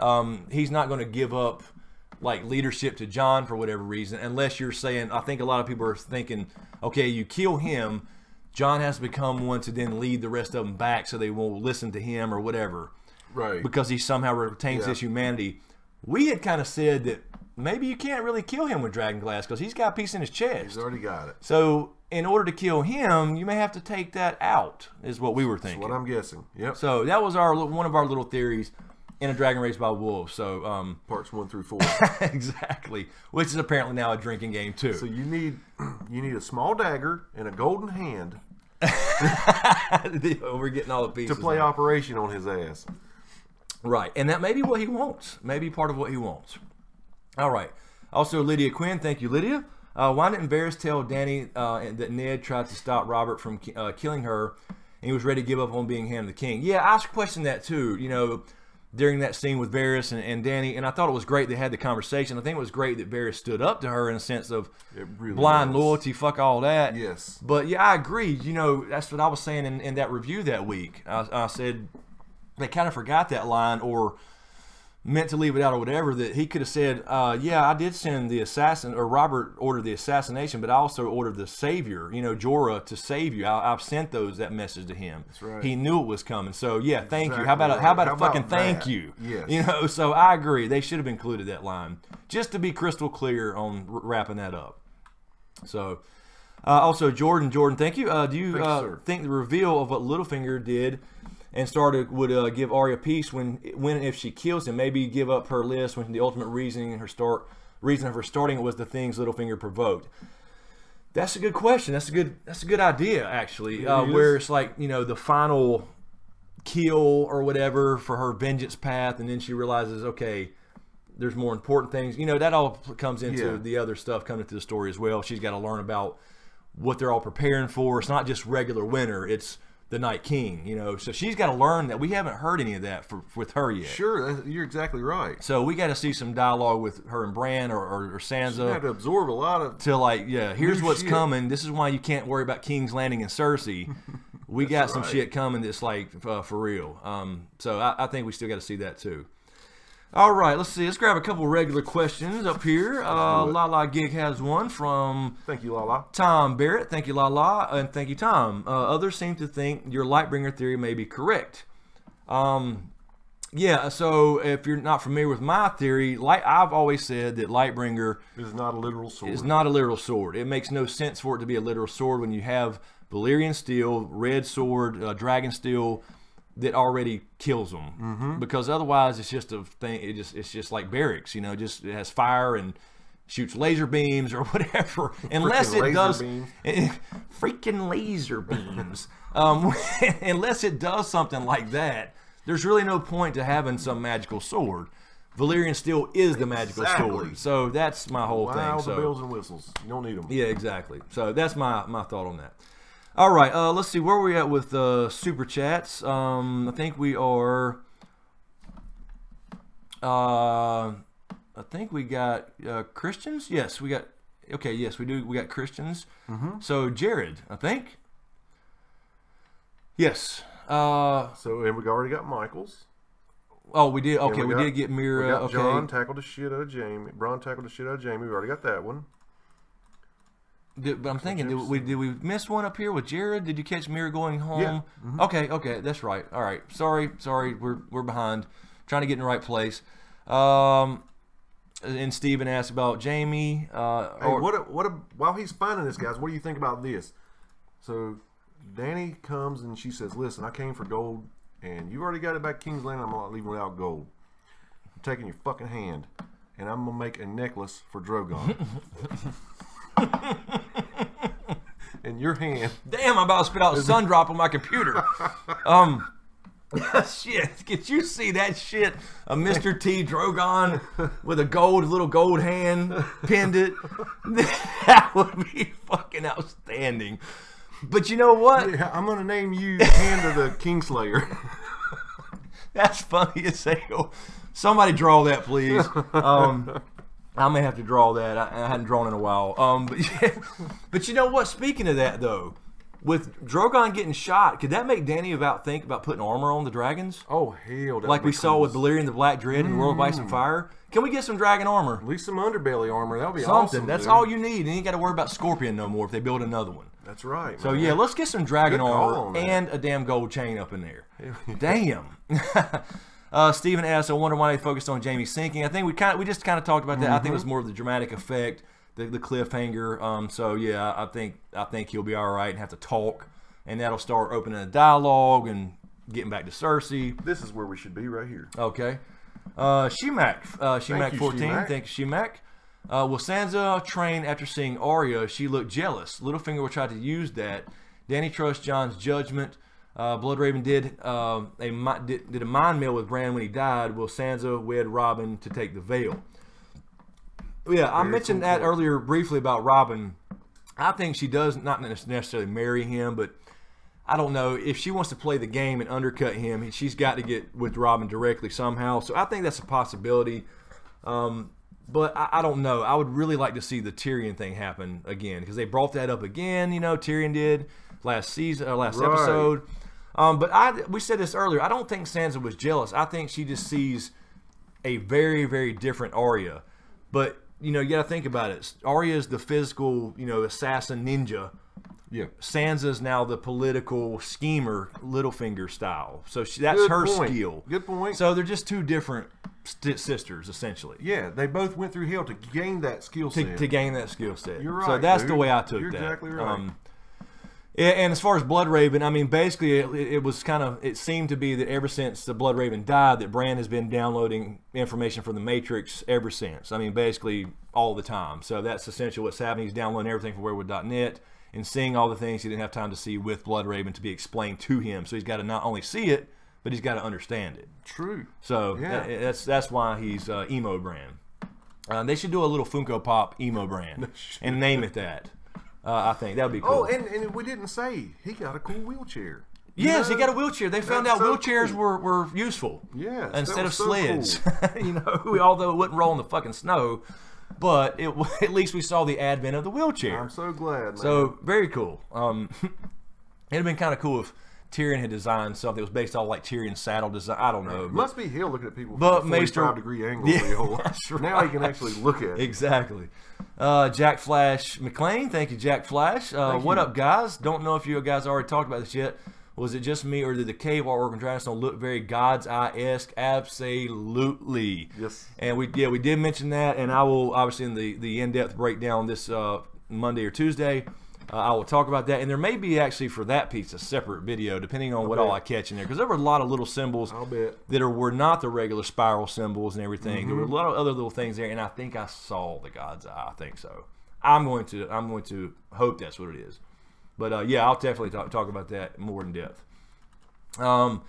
Peach, thank you, Peach. Thank you so much. Macy is right-handed in real life, but plays Arya left-handed. I noticed she was left-handed tonight. It's true. I could not stop thinking about that during the sword fight. If that's true, if she's really right-handed, because I was thinking, damn, she's a lefty. She is. And as a matter of fact, during the Nymeria scene the other week, you know, people were questioning her, but after you watch it again, they were questioning about her where the sword was. She picked it up off the ground versus having it on the other side. So she did pick it up with her right hand, but she switched hands like this as she turned around, seeing all the wolves circling her. Okay. So, but she is left-handed in the show. That is really cool. Also, Ella B, thank you, Ella B. Q&A, am I the only one who thought it was a cop-out to leave Jaime and Bronn unburnt? And if they weren't going to die, they shouldn't have been there. Yeah, I mean, I did think about that a little bit. Like, you know, no main characters were burned alive. Like, Bronn could have went out saving Jaime. So, yeah, I agree. But I don't know. It is what it is. I think the idea was to show, like I said before, that Bronn, you know, and maybe that's why we didn't see Bronn. Maybe we see a burnt Bronn laying there next time. We just didn't, you know what I mean? Yeah, that's a good point. I don't know, but I mean, I think we did see him go in the water though, so I think he's fine. But I think it was to show that he wasn't just a sellsword; that he actually gave a damn about Jaime's life and obviously risked his own life to save him. So it was more of a Bronn character thing. So they're still developing little things like that, even though we're getting close to the end game. J Scar, thank you, J Scar, and thank you for moderating as usual. Did you catch the line Danny said to Jon about his pride not being as important as the survival of his people? Same line said to Mance and Tormund. Yes, absolutely. We talked about that earlier. Very cool. Absolutely a callback, and that's why I think the writing is so damn good this season. I'm telling you, as far as the callbacks and parallels and all that stuff, everything's being tied up. All these little loose ends that people passed off as pointless dialogue in previous seasons are now being repeated when it matters, and you're seeing that they kind of got to know what the fuck they're doing. Damn right. They kind of know what's going on. You know, I think they got more information than we are led to believe. I think so too. Totally. So yeah, they're working from Winds of Winter, regardless of whether it's printed or not. Janie B, thank you, Janie. My favorite were the children at Dragonstone. Absolutely, I love that. I loved that it wasn't just here's Dragonglass. She said, "Wow, we're children at Dragonstone." Oh! Wow! I thought you were saying my favorite scene. I'm sorry. Right. Yeah. So we were talking about that. We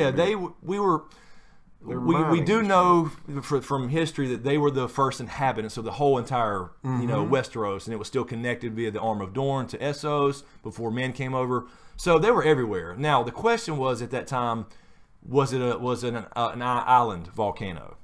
You know what I mean? So it implied that they mined Dragonglass there. That's what I think. It may not have been an island at that point. You just never know. So because we don't know if they have. We just don't know if they have boats or little skiffs. Because it's not very far from the land to Dragonstone. And I was thinking too. They're mining it there, right? And they see their population dwindling. Yes. At some point.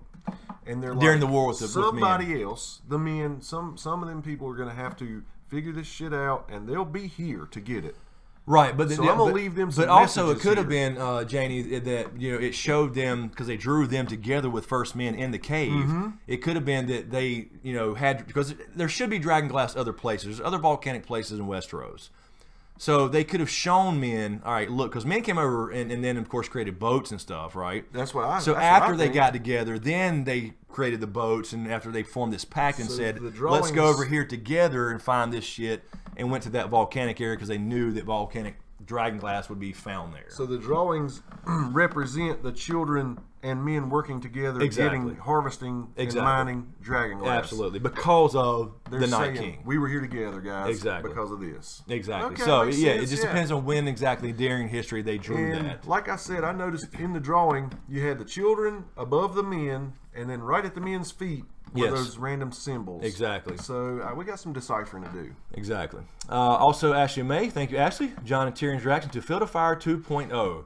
Yeah, Tyrion was pretty fucking conflicted about it. I mean, because obviously you got to make a statement. You got to take out, I guess, get the gold. Again, why the gold make it? I guess he was just late. But Tyrion was really conflicted because that is people he knows. I mean, it's his brother and people he cares about, and that's the idea. That's the idea of showing you that conflict. I think it'll bother Jon. Oh yeah. I think he's gonna be like a little depressed about it. we could have used those men to battle the White Walkers and you burn them right, all. and that's going to be his angle, I think, because that way she's told him, you do that shit, and you're the same as every other Targaryen, or at least before dragons died out. Let's see. Also, Ricky Parada. Thank you, Ricky. Where is Edmure? Yeah, we talked about this earlier. No fucking idea. We should have seen Edmure in episode 1, released by Arya. Yep. Unless he's been moved to Casterly Rock, like we mentioned. So if he is in Casterly Rock, we should see him show up with Grey Worm. So I think maybe Wormy makes it back and brings him with him. And brings him with him That if would he be was really moved to cool. Casterly Rock. So it'd be kind of an unexpected thing because everybody thought Arya would free him, still being at the Twins, but we're not sure if he's at the Twins. It's because I think that conversation with Walder Frey and Jamie last season was like he was moved to somewhere else. Very so cool. I think that would be kind of cool. So yeah, we should see him.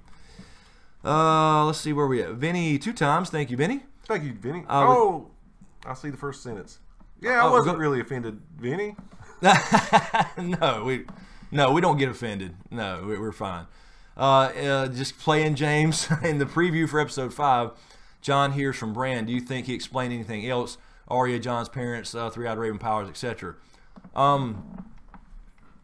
Yeah, I don't know. I don't remember John hearing from Bran in that. Did you remember that? In the preview? In the preview For episode 5? And I did. I just watched it one time really quick to get ready for this stream. Yeah. So I don't know, man. I hope. Let's see. You think he explained anything else? Arya. I don't remember. I don't know. I don't know if he would tell him. I don't know if he would tell him. I'm dying to know what he wants to reveal to him. Yeah, I mean, if he's talking to him, it'd have to be by Raven, right? I mean, I mean, let's see. John's not going to be back at Winterfell. I don't think. I didn't catch that. I'm sure he wants to get the dragon glass back as fast as he can. So maybe so. How much I mean, I don't know. Would they do a reunion that fast? And then I don't know. That's hard to say. I'm surprised they've reunited to the 3 that they have already. That's true. I mean, as far as John getting back. So yeah, I don't know. But yeah, I'll have to watch that again. And again, that'll be the video I'll do starting tonight. Actually, is the preview breakdown. Exactly. So I'll get this freeze frame it and check out every little thing. Also, Alicia Davis, thank you, Alicia. Thank you so much. Do you think Bran was colder towards Sansa because he saw her death? Why does the weirwood tree not look like Bran? Yeah, I don't know. I mean, yeah, do you tell somebody if you see him die? I don't know. Do you? Especially if it's your sister. Melisandre told. Yeah, that's true. Yeah, well, technically though, he knew he was going to die at some point, so I guess you already know that, but.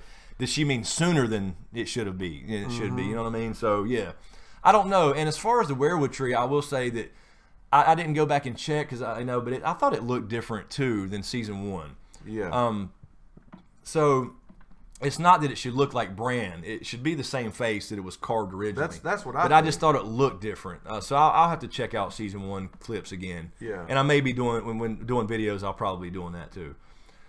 But no, go ahead. I was just gonna. He definitely, to me, was colder towards Sansa. So whether the reason is because he saw her death, or maybe he's, I don't know. Why would you think? I would think closer in age? I would think only because he was closer to Arya in age, but I would think just because also that was the first time he showed up at Winterfell. And she was the first one to run into, so it would have been the same for anybody. I think you might if that be right. makes sense. Say if like Sansa came second, exactly. Yeah. So now that he's been home for a little bit, Yeah. he's kind of warmed back, not warmed back up to it, but you know what I mean. He's kind of a little more talkative than he was the first time. I could totally see that. All right, Dunsfield. Thank you, Dunsfield. Did you see when Jaime was looking at the burning people during the battle? Flashback to what could happen to burn them all. Yes, absolutely. He was seeing the horrors of what that's going to look like, and this is going to make him, because he'll survive. This is going to make him say, "Look, this ain't worth all this shit." With Cersei, assuming that he gets back there with some kind of message. Right. So yeah, it was absolutely a callback to that. Absolutely. Let's see. We are at 2 times. Thank you, 2 times. Thank you so much. Will Jorah meet Jon and learn about Lady Mormont? Could that make him care about his house again? Not sure why he's dead to them in the first place.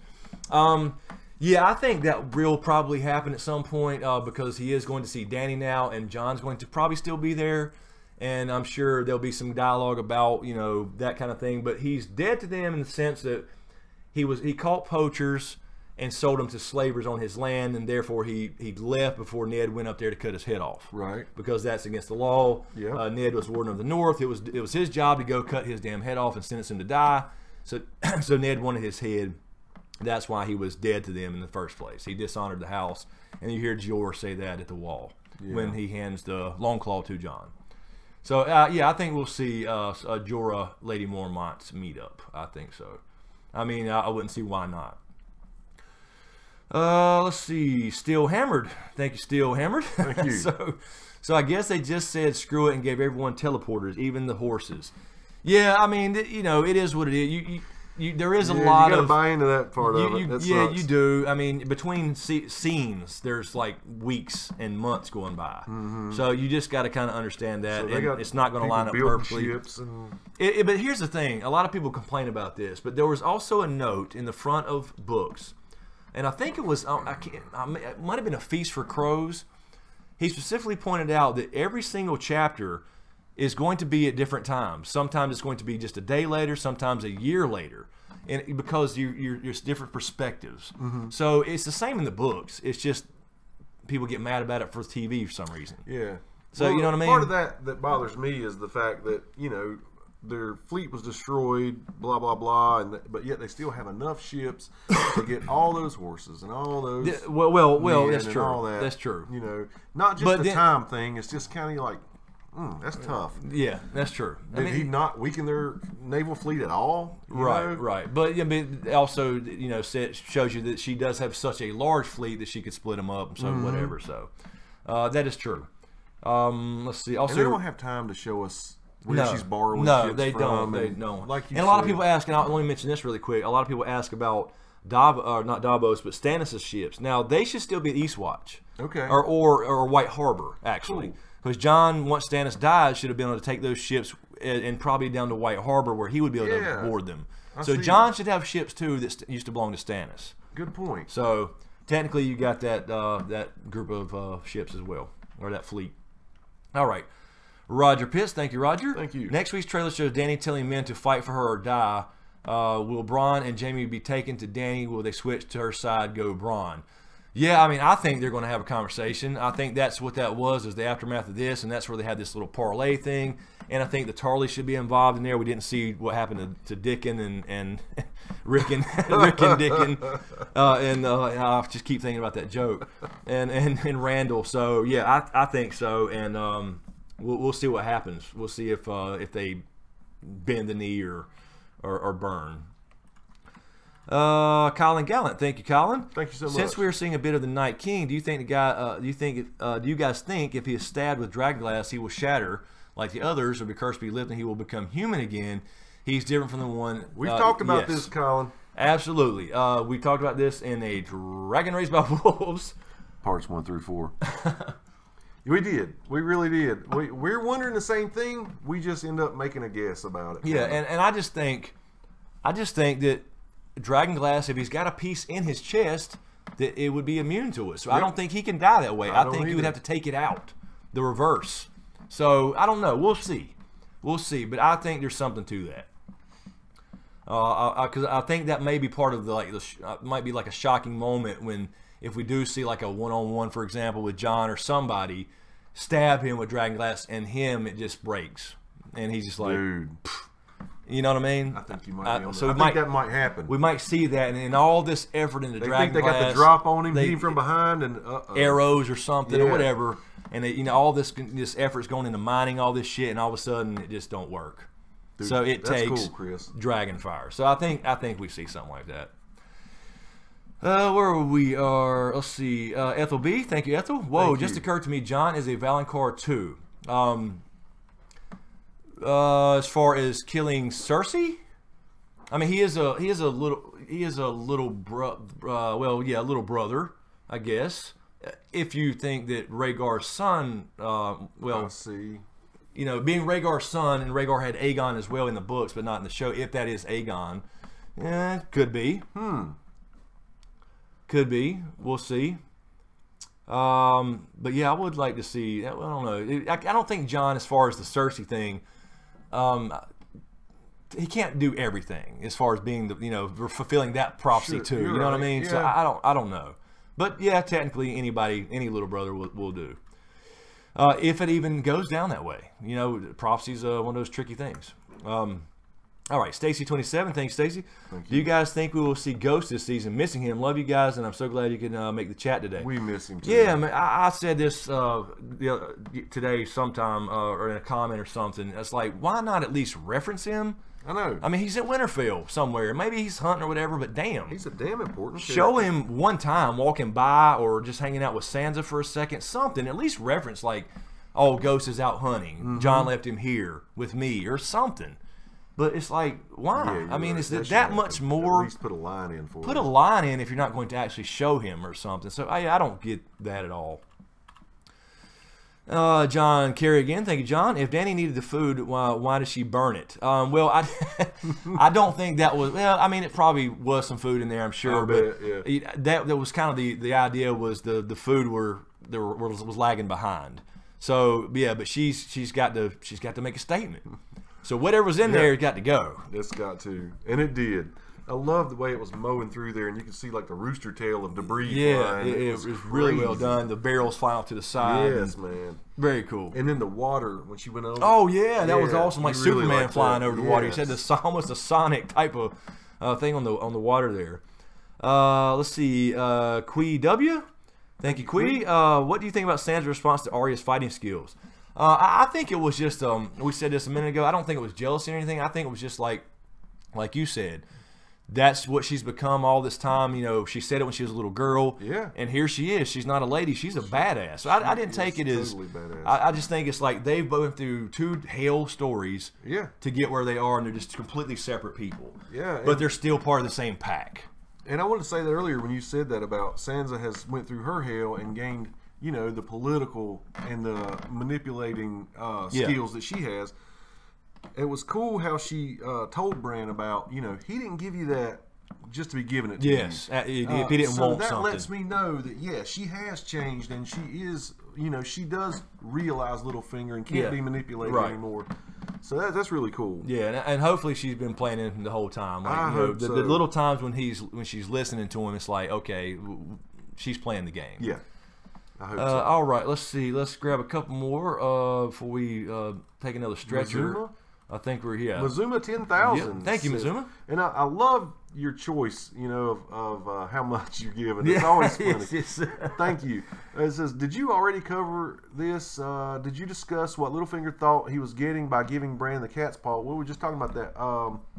What was Littlefinger's ulterior motive? Yeah, I think it was just to get I don't think he really understood who he was talking to. Well, I think he's like, technically, he's the heir to Winterfell. You know, maybe I need to at least give him something and act like I like him, you Exactly. know, because he's always playing both Exactly. sides. That's the angle, exactly, because technically he is the heir, and now, you know, if he can get him good with him, you know, he could use it if he needs to against Jon or Sansa. Yes. So he's going to try that with all three of them, but the goal of that scene was to show, That was it. That was the whole reason to have that scene. couldn't really plan for that. No. When he said Chaos's ladder, he was like, yeah. So you might be right about the slipping out thing. Maybe he does try to slip out of there, and they catch him slipping literally. I think yeah. That could be. I could see it. And CB Carol Brown. Thank you, Carol. Listen, Carol, you've had such a rough week. Yes. And I'm really sorry about all the crap you've had to go through. And then you're here just like a trooper tonight, You are. rocking it. I You appreciate are. you. So thank you, Carol. Thank you so much. Littlefinger needed to double check his depends after his chit chat with Bran and stare down with Arya. Absolutely. Yeah, he didn't have. I hope he had his brown pants on. That's like somebody said earlier. Made me drool. That's funny as hell. Oh, let's see. All right, let's grab a couple of regular questions up here, and then we'll get back to those super chats. I know we're behind, guys. Sorry, we cannot see the chat, so I'm just going to randomly stop it. Let's see. It's Big Cincy Q&A. Hey, Big Cincy. What's up, brother? What do you think when Cersei meant she said she wanted the Golden Company to collect some things for her? Also, what do you think about Arya being Neo and Bran Han Solo and Mira? Yeah, we talked a little bit about this. I got to think a little bit on that, the whole Golden Company thing. They're in Essos, so I was like, is she talking about like Tyrion's head. She still wants him dead, obviously, but she knows he's here now. So that didn't make a lot of sense. And I was thinking, okay, could she be talking about Bright Roar or something over there, literally over there in Essos? Because Bright Roar was lost in Essos somewhere by Tywin's brother who tried to go get it, or tried to go. He tried to recover it, and he never came back either. So it's like I'm not sure exactly what they would need to recover for Cersei over there if she meant over there, or she may not have meant in Essos at all. She may have been like referring to hiring them, bringing them here to build her armies, like she was saying before. So I don't think that'll happen. I wouldn't think they would bring another and introduce another whole thing into this show at this point. But yeah, I mean, I'm going to think on a little more after I watch it again and see if I can catch anything else as far as any specific things she'll be talking about. Yeah, and the whole thing with Arya was definitely Neo. I thought it was badass, and I hated the thing with Mira. We said that earlier. I hate it. It was like, so yeah, bad. you're going. I know. I don't need you anymore. Bye. Thanks. What? Yeah. I mean, come on, man. She said Bran. He's like, I'm not really That's Bran all you got to anymore, say? You know? Yeah, so anyway, insane. Celine! There's Celine. Where have you been, Celine? What's up, girlfriend? Damn. Hey, Celine, I didn't even see you here the whole time. You've been missing the MIA for the last, I don't know, 5, 6, 8 weeks. Thanks for coming back home. Yeah. All right, let's see. Oops, I don't know what I clicked on. Broke something. Okay. I had a question here somewhere, but of course this arrow's in the way once I tried to stop this. Alex Montero says, Kristen James, I love y'all. You're the best and funniest fuck. ASF, I mean, sorry. Thank you. Q&A, do you think that Drogon getting hit, do you think one of the dragons will die in the finale and maybe become an ice dragon? That's a possibility. I brother. mean, yeah, I mean, we see with that hit there, it kind of shows that they can be taken down, and so maybe that does point to that. I mean, I don't know. As far as an ice dragon thing, I mean, I know a lot of people have been talking about this, and I guess it's part of this leak or something. And I was sent a part of the leak. God, it's been a long time ago, and part of that was this thing up north. I won't mention it because I was reading it before I knew what I was reading, and what. You read that? Yeah. I'm sorry, I just cracked me up. No, that's funny. I'll read that in a second. But no, I don't know. I think it could. I mean, it definitely shows they're not. They're in danger. You know what I mean? I think that's what it's showing. So we'll see if there's the whole ice dragon thing. I mean, it would be a good twist on 3 dragon riders. I'll tell you that. Absolutely would. Sounds by Sankas. Q&A, do you think they will put a dragon glass in John's chest hole? In his chest hole. Oh my God. Oh, that's crazy. Yeah. Yeah, I don't know that. I mean, I'm sure it's healed over, but that's just funny as hell. Sorry. If Kyburn has anything to do with it. Yeah. Yeah, he'll try. He would try. All right, let's see. Where are we at? 2 hours? We're at 2 hours again already. So let's do this. We got some super chats to catch up on, I'm sure. Yeah, plenty of those left as well. And so let's take a quick stretcher and do that, and we'll come back. I don't know about work tomorrow. And sing Summer Lovin' so bad I get stuck in my damn head. I don't know about work tomorrow stuff, so I don't know the time, but we'll come back and do. 7. Yeah, so I know everybody else has got to sleep too, so we'll do that. We'll come back and catch up on all these super chats and Streamlabs stuff as well, and grab a few more. So all right, thanks for hanging out, and we'll be right back.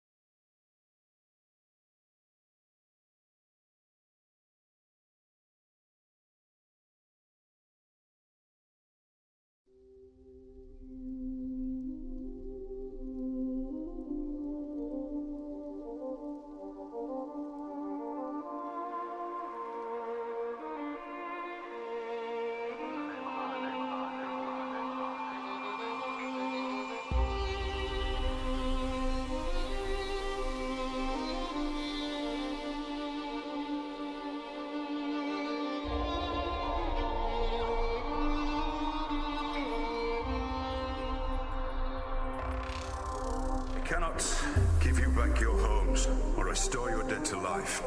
But perhaps I can give you justice in the name of our king.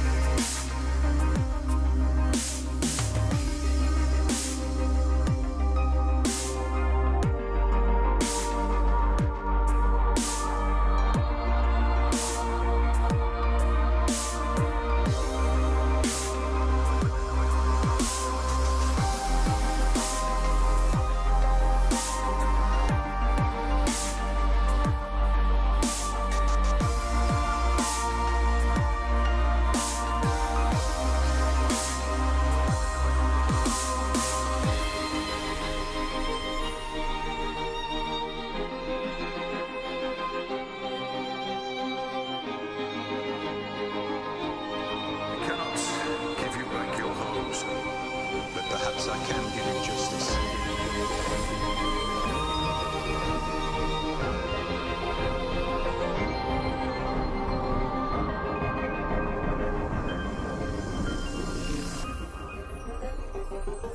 In the name of our king.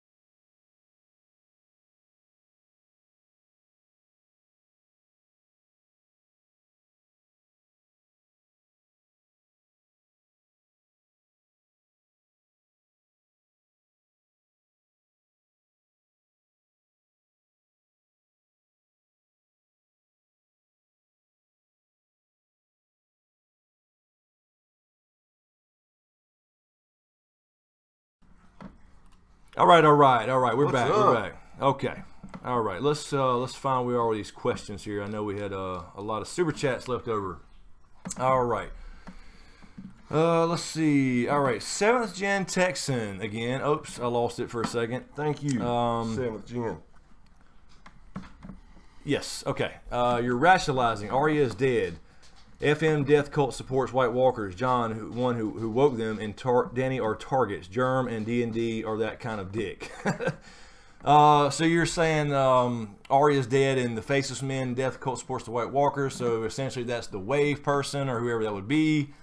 I don't know. I don't buy that. I don't buy the whole Wave thing because she wouldn't care about going to Winterfell. She wouldn't know where and all the details of her life. Exactly. So yeah, But you never know. There they could are be that some kind of dick. Absolutely, that part is true. So thank you, Travis. Is that Porsche? Travis Porsche. Thank you, Travis. Thank you. Sansa may be worried that she is on Arya's list. She seemed very concerned with the list. What do you think? She does. That is true. Yeah. She does seem very concerned. Yeah, and she did say, I hate her, and I don't really hate her to Ned and all that. So that's true. She could be a little concerned with who she is. I think that's certainly valid, but I didn't see like a jealousy thing. Let's see. Oh, really quick too. I wanted to thank somebody really quick. Let's see. Hold on one second. It was a new Patreon. Thank you to Jason Landers, coming executive producers. Thank you so much, Jason. Sweet daddy. And yes, so thank you, Jason. I wanted to mention that really quick. I saw that email pop in on the break. So, all right. We were at Colin Gallant. Thank you, Colin. Thank you so much again, brother. Do you think the Sellswords could be the Second Sons after Dario was left behind, Danny's third betrayal? No, the Second Sons are a completely different Sellsword company than the Golden Company. I know a lot, and even though a lot of people think that Dario may show up and do something to betray Danny or whatever, I just don't see it, at least in the show. I don't see them bringing anything over from Essos other than, Melisandre mentioned going to Volantis and stuff. Perhaps she goes and comes back, and maybe that brings Kinvara back into the story if she's going to Volantis, because that's where she's the High Priestess. Yeah. So I don't know, but other than that, I wouldn't think we would see Dario. But I could be wrong. I think the third betrayal is obviously love, and especially, and that's mainly a book thing, so they really didn't bring that up in the show. But it could be a John related thing. But betrayals, it could be a lot of things. It can mean a lot of things. Let's see, Shemac14. Thank you, Shemac. Thank you. Good to go. Army life starts early. Love you guys. Oh, got to go. Army life starts early. Love you guys the most. I appreciate your service. Yes, thank you for your service. If you are in the Army, absolutely appreciate you hanging out. And that was at 11:30. What time is it now? 12:30. That was an hour ago. Wow. Damn, are we that far behind?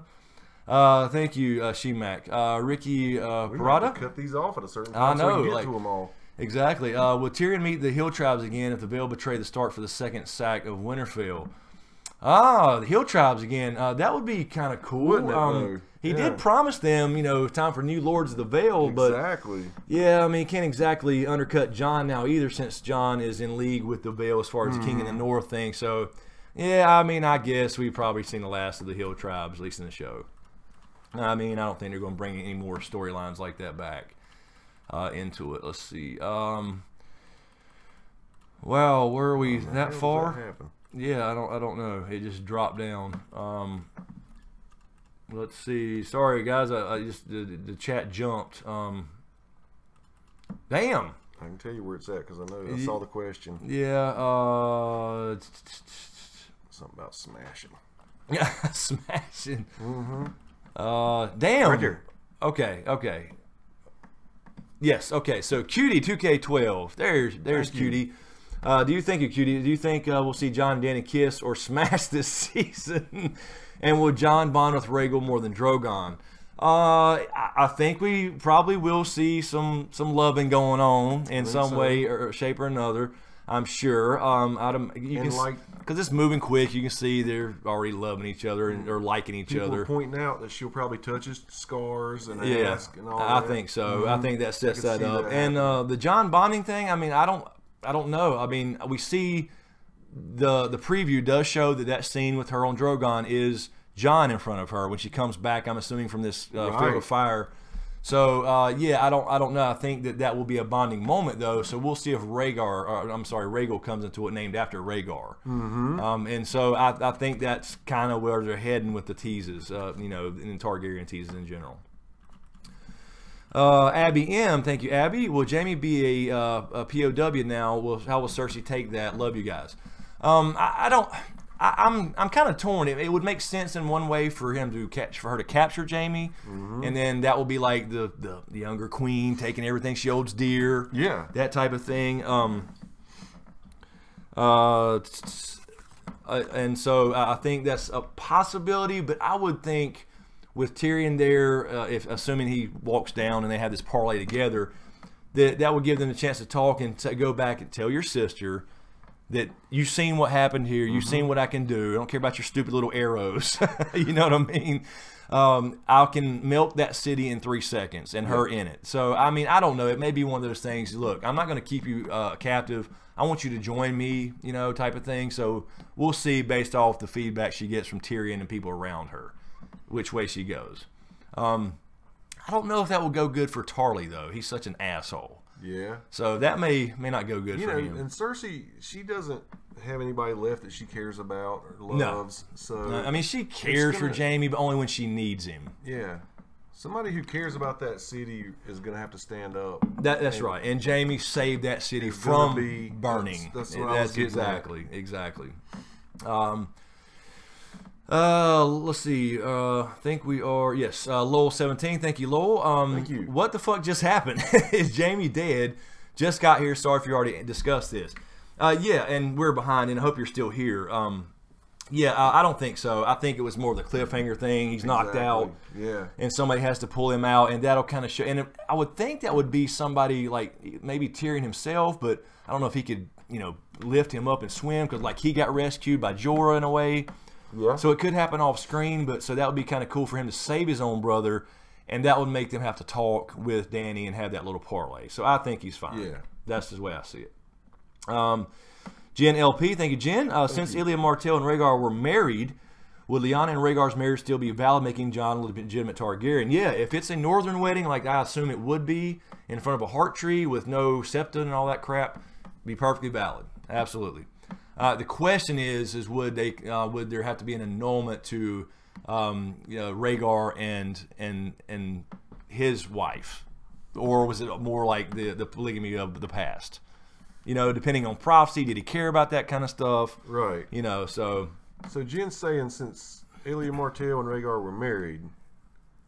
Okay, I'm just trying to wrap my head around it. So it depends. That's what I'm saying. Like the Septons were really the ones. The Faith of the Seven were the ones that looked down on polygamy. Okay. So if he didn't care, if it wasn't an official law, which it wasn't, it was just through them, I believe. Then technically, yeah, it would still be valid, even if he was still married to Ilya. But I think we could find out that due to prophecy, Ilya may have been in on all this and recognized what he was doing, and maybe their marriage was annulled first before, is what I'm saying. Cool. So there's a possibility of that too. I think people forget about the other half of that, thinking that Ilya was just this victim. I don't necessarily think Ilya Martell was the victim. Okay. I think she knew what Rhaegar was trying to do.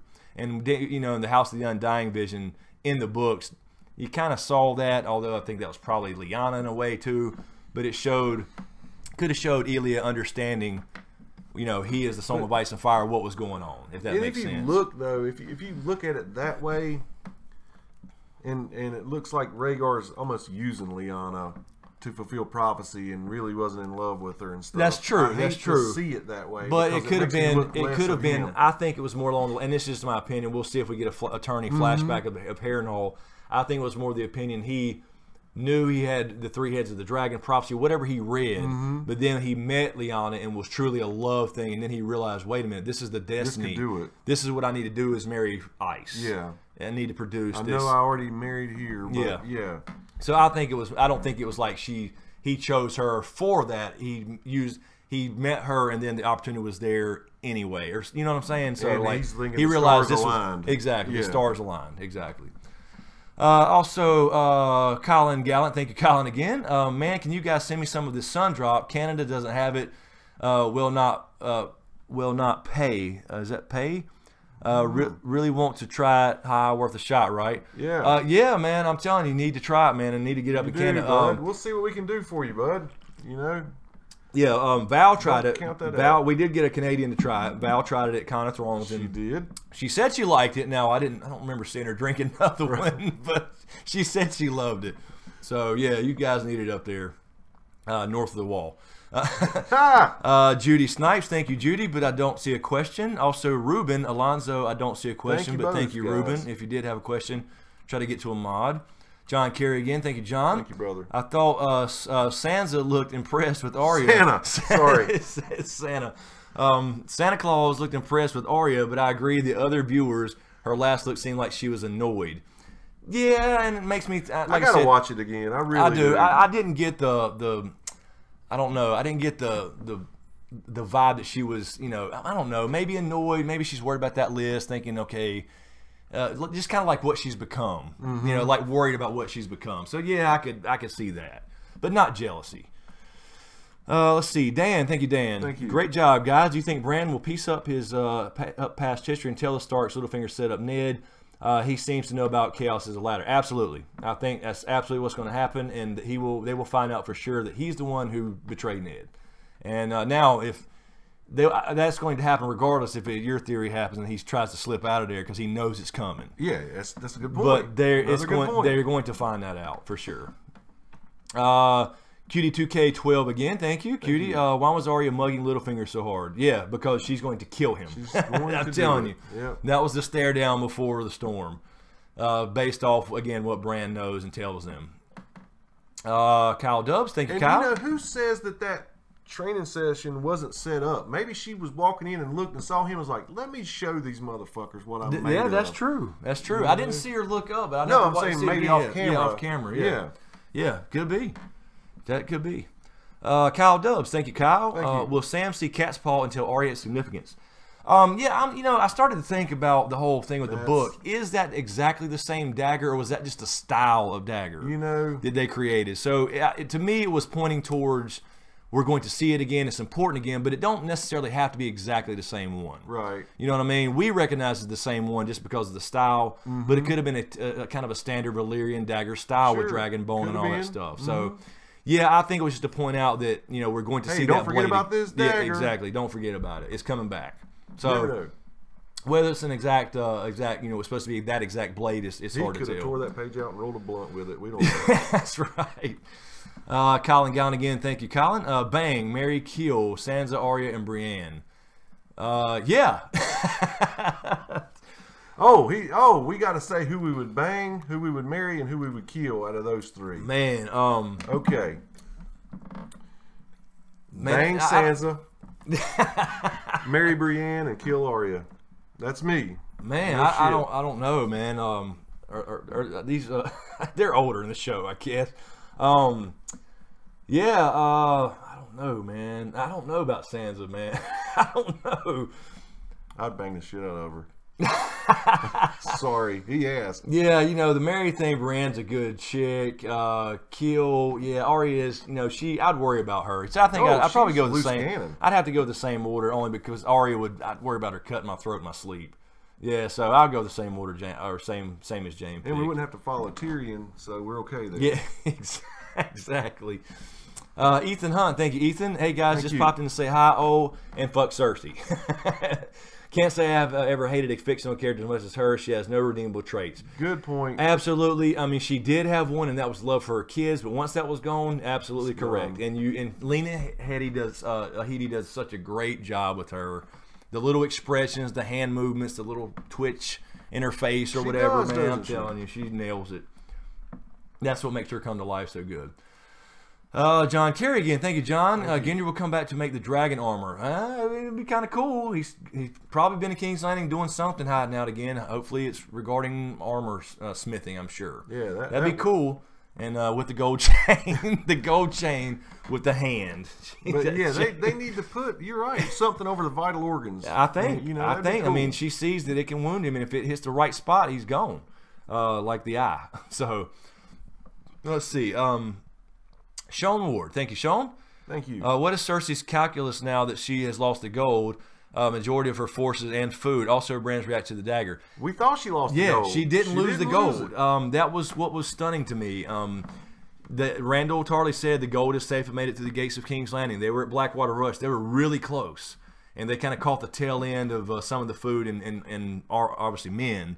And so the gold made it. And potentially it wasn't a majority of the forces. That might have just been the stragglers. You know? Yeah, I don't know, it could have been. It's hard to tell. But it was a good portion of people. Yeah, it was a lot of them for sure. It would definitely send a message, but she didn't get the gold, which surprised me. It really did.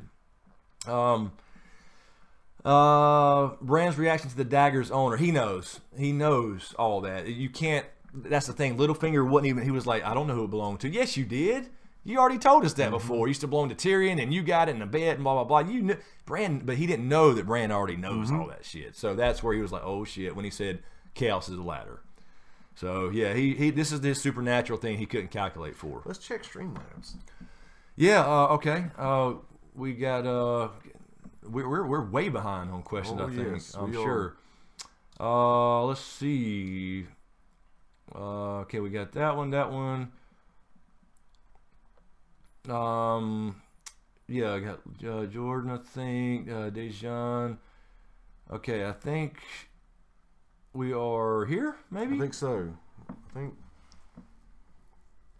No, I think we got that. I think we're here. Here. There okay, you go. yeah. so Dejan Preston again. Thank you, Dejan. Thank you. I love the part when Drogon was coming in low and fast above the water and to light some shit up. Yes, that was a badass scene. Was so cool. Circling around, you had the damn Superman fucking sonic wave on the water. I know. It just looked cool as shit, man. That was a great shot. So yeah, I agree. Danny's little ass was on her, on Drogon. Yeah, the she whole showed time. her. Yeah, she did make a good point. What kind of a queen would I be if I can't show the people I'll fight for them? And we worried about her.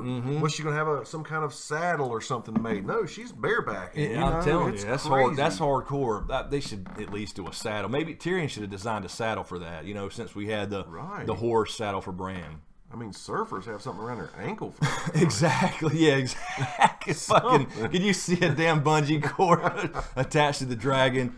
That would be funny. And practical. So. Also, Mr. Rainer G, thank you. Rhaegar had another son, Aegon. Any ideas on why the show ignored him so much, seeing he's not confirmed dead? Any chance he shows up in the end game? The dragon needs 3 heads. Yeah, I mean, I think first of all, Aegon in the books, I think most people will believe, and it could be Aegon if you believe the Varys story, but I think they call him Fagon for a reason. I think he's a Blackfire, and I think Danny's Quaithe warns Danny about the Mummer's dragon. I think that's what that means. So I don't think he's actually that Aegon. Gotcha. So we'll see. Now he could still play a part in the books as far as the 3 heads of the dragon because he is Targaryen. I mean, got the blood regardless. If he's a Blackfire, he's still got the same blood. That's right. So he could still be very much a player in the end game of the books, but the way I take it is, if he's not that important, he would. If he was that important, he would be in the show. So that's the way I see it. Now, if he was as far as the end game, I see what you're saying. Because you got to have the major pieces there. Although there'll be a lot of differences. Also, Scott Allman, thank you, Scott. Thank you. Shout out from Hope Mills, North Carolina. I heard a rumor Ned Stark is really alive.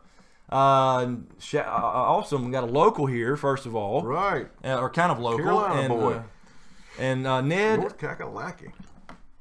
I can't see Ned being alive. I know people tried to reach and say, well, he was a warg too, and warg the bird flying overhead when he got his head cut off. But no, he's a goner. That was the idea. If he can just still be alive, then nobody's in real danger, and then it changes the whole thing. That he had to make a statement with Ned. I like the scene when they were in the crypts, and she said, "I wish they would have got somebody who knew him or something to carve his face. Yeah, you know, everybody that knows his face is dead. I know. We're not. That's so that was cool. I think it kind of looked like him though. I mean, for back then, I think it's a damn good job. Let's see, Hoofhearted. Thank you, Hoofhearted. John said, "Don't burn castles and cities to the ground. Don't burn hostile armies." So she took his advice, but quite literally. That's true. That's true. Great channel, guys. Thank you. Really enjoy your work. Hey, we appreciate Absolutely. Yeah, he did not say don't go make a statement and don't fight for your people. He just said you can't be burning castles and melting castles and shit. Like otherwise, you'd be the same old crazy Targaryen that people think you are. Anyway, kind of proving their point about the Mad Queen thing. So I agree. And Ethan Hunt, thank you, Ethan. John says, every episode almost, I am not a Stark. This should be the new words of the House Snow Targaryen, and his new sigil should be the picture of Ned with an X across it also. Littlefinger, Littlefinger beginning to notice this gen of Starks won't be easy to play. Yes. Littlefinger, he's been kind of stuck a little bit. But the dire wolf with the Ghostbusters symbol on it. Exactly. Yeah, exactly. But yeah, he thinks he's the White Wolf and reverse the sigils like most bastards do.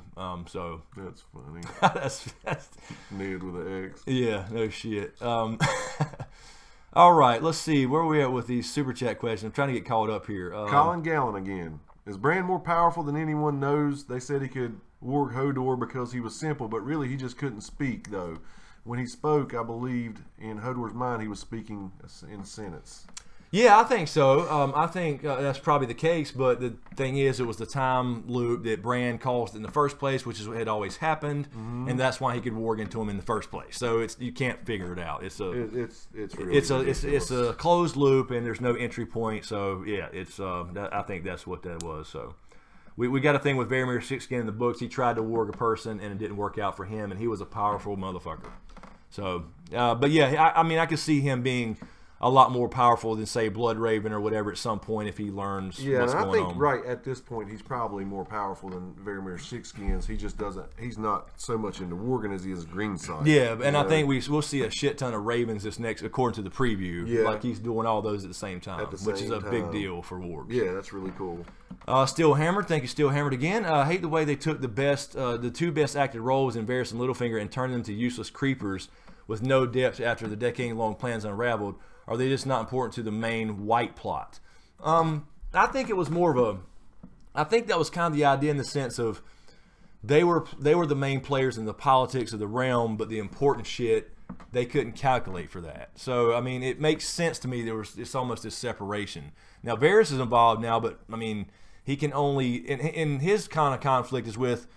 He hates the Red Priests and any kind of fanatics or whatever, as he puts it, because of what happened to him, obviously. But they're important to the game now, in a sense, because they do fight for the living. Yeah. So that's his quagmire. And Littlefinger just can't calculate for supernatural shit. Let's see. It's JC Rodimus. Thank you, JC. Thank you. Why don't Cersei just make a run on the Iron Sheet? Iron Bank, probably. Iron Bank. She has an army. Does the Iron Bank have their own military? They do not. They usually hire... Like we talked about, she mentioned the Golden Company. He mentioned, Tycho did, that they've used them in the past. They can hire faceless men, or they typically just back the enemies of the actual person that owes the debt. So they do not have their own standing army.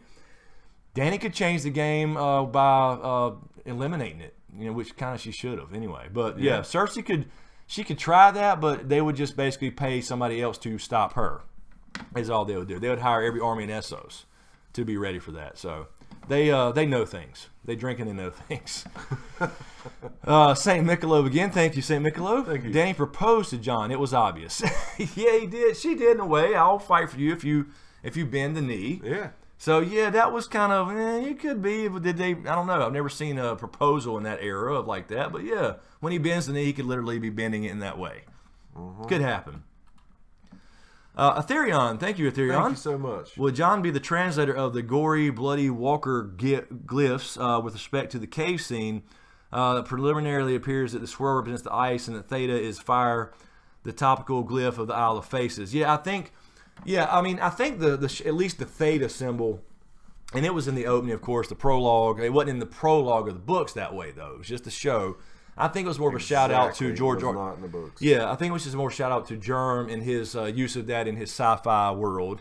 So the theta necessarily doesn't have it, and there's no. I don't think there's a specific meaning in the show for these symbols.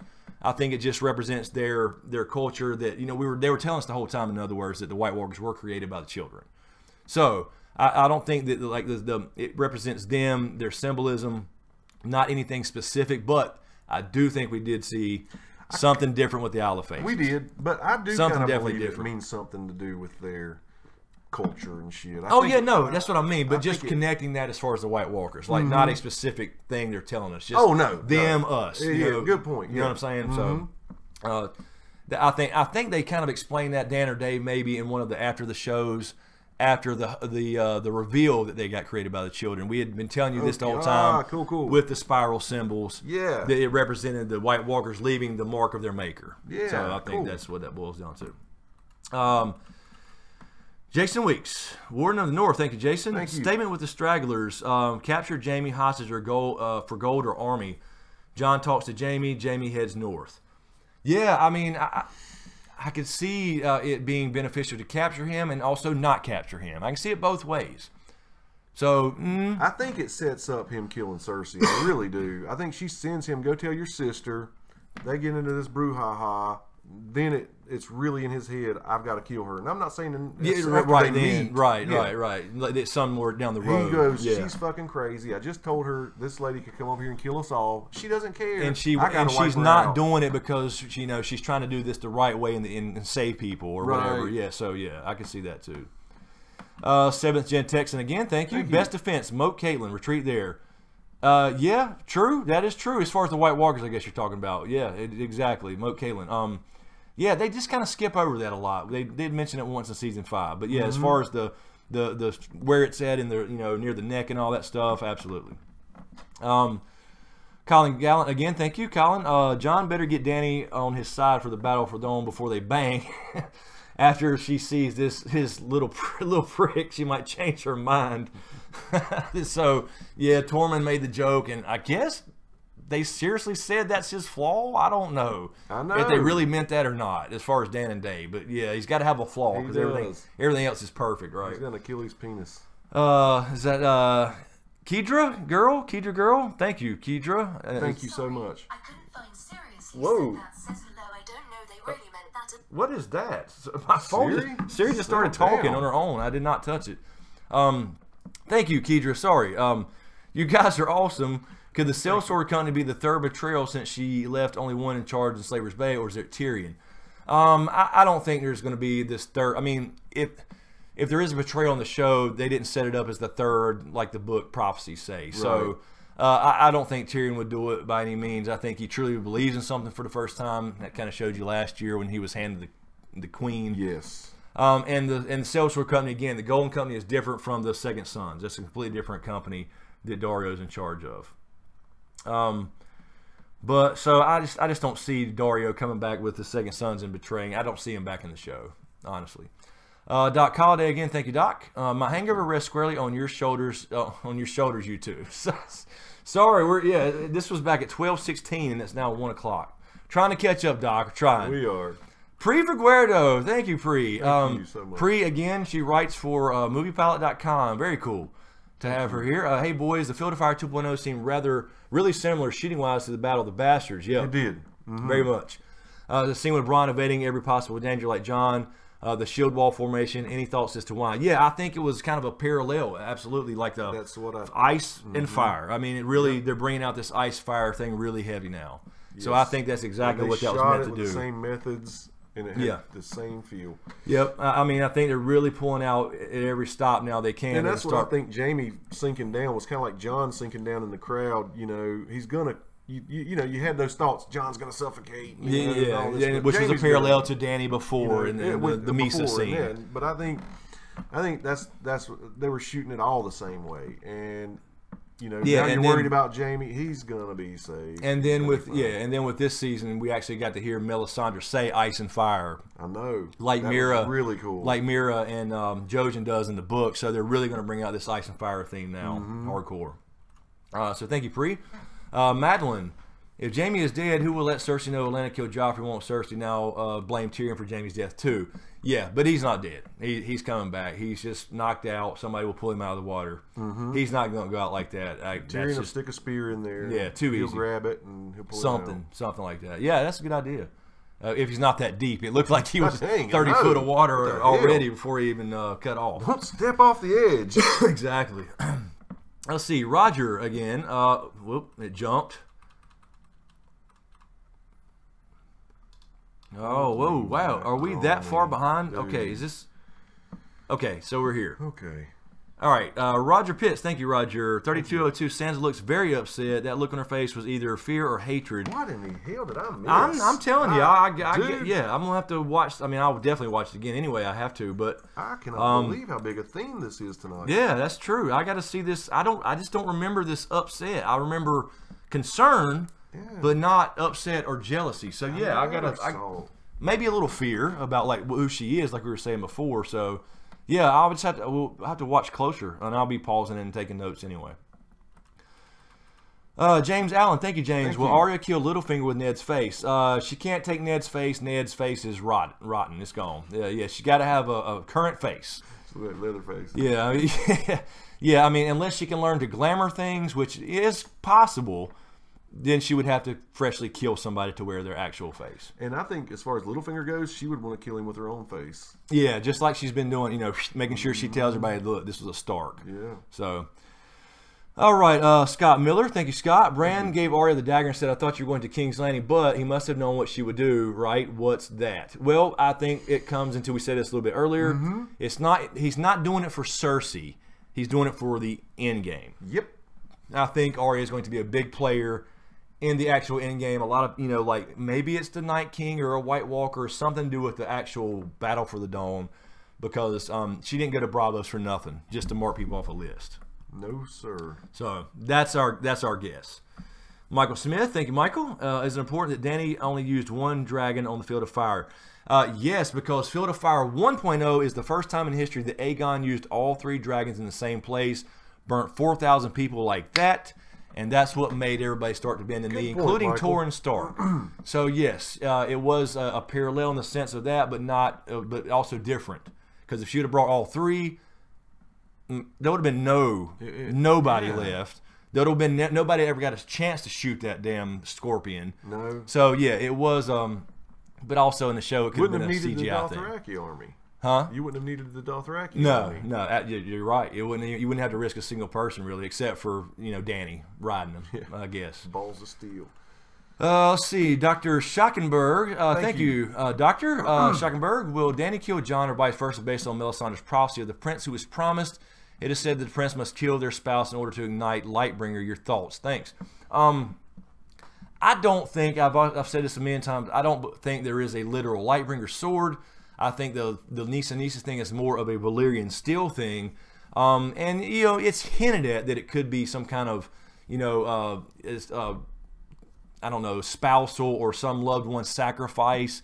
But that doesn't have to be literal, like, death necessarily. So I'm not sure about that still. I mean, we're a long way from that point. I'm not sure about that either. You know, I mean, I could see, you know, that if Jon has some magical thing he has to do because he is blood of both.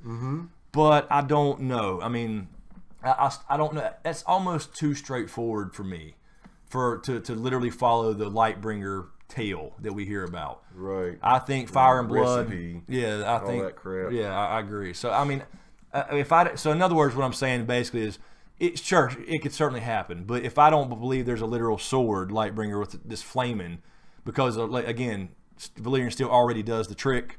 Then I can't follow the rest of it. Yeah. There's no need to sacrifice somebody for it. So that's just my opinion. And if they're in love and all that, you know, that's part of it, right? He was his lover. I mean, it could be like somebody brought up one time, like, you know, maybe he's got to kill a dragon. That would be a betrayal. Not her directly, but like a dragon for some reason. Like I said, I'm not sure why he would do that, but that would be a betrayal, just not killing her. It wouldn't be a direct, like, you know, death. John couldn't look her in the eye and kill her. He's a romantic guy. He'd like put a banana peel down. Yeah. Oh, oops. Sorry. Save the world, though. Oh, anyway, so thank you, Doctor. Carol Brown, again, thank you, Carol. Thank you so much. Archmaester Smoke and Sir Tie-Dye Guy of 50K subs. What do you think? Yeah, man. Of Tyrion's... Oh, yeah, I forgot to bring my little sign out, man. Let me grab that. Let me grab that really quick. Thank you, Carol. Thank you for reminding me, Carol. Sorry, guys. So I just want to show you guys this. I meant to do this at the beginning of the stream. Okay, so we did hit 50K this week. So we're like at 50... 51 or close to it or something. But my daughter drew this 2 years ago. And I told her, well, yeah, about 2 years ago. When I told her, cool. Okay, I wanted to do this full time. Like when I was about to leave work or had planned to do all this stuff. So she drew this little thing 2 years ago, if you can see that. And then I took this shot and I put it on Patreon the other day, actually. So those guys saw it early. But to see, I put it up with the monitor. So what? That was the number you gave her to say, baby, when I get this, I can go full time. When I get this, I'm leaving work. Right. You know, work, like regular work. This is more work. Yeah. Trust me.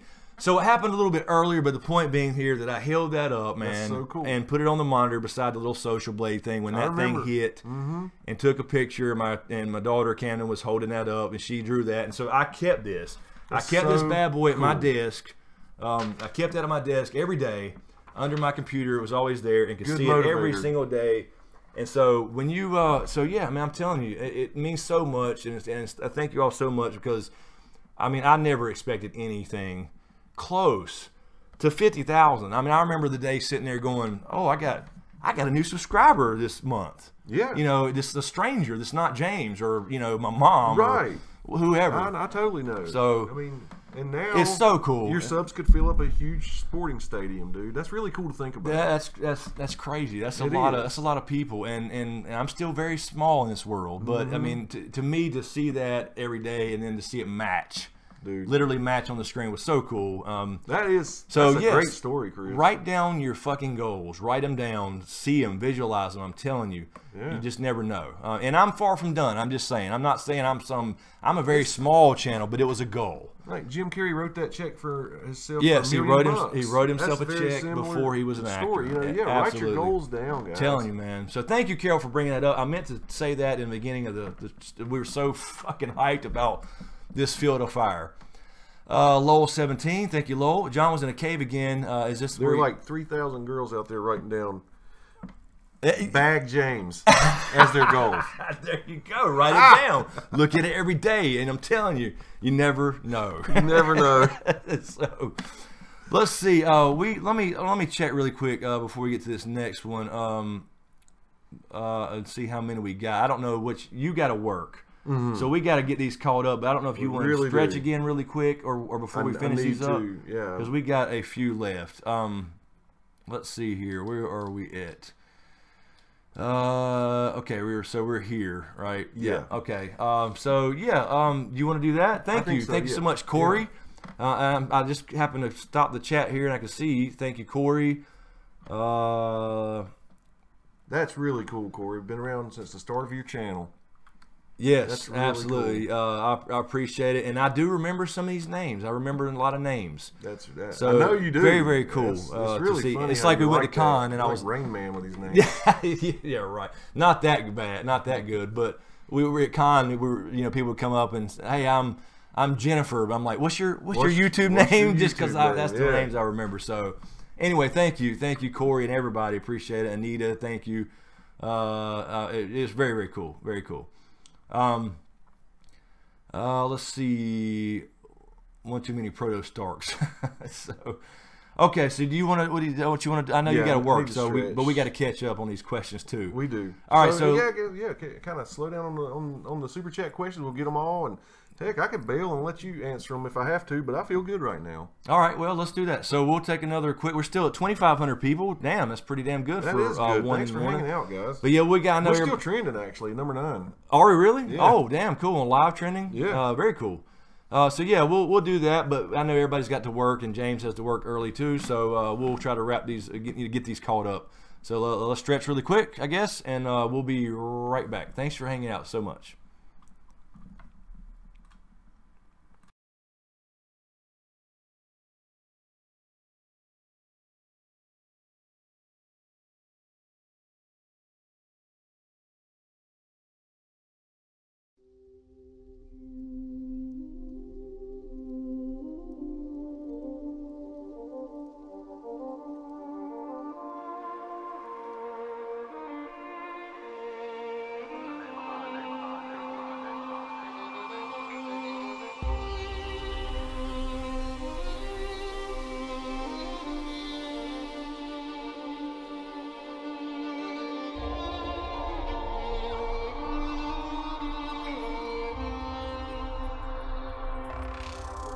I cannot give you back your homes or restore your dead to life. But perhaps I can give you justice in the name of our king.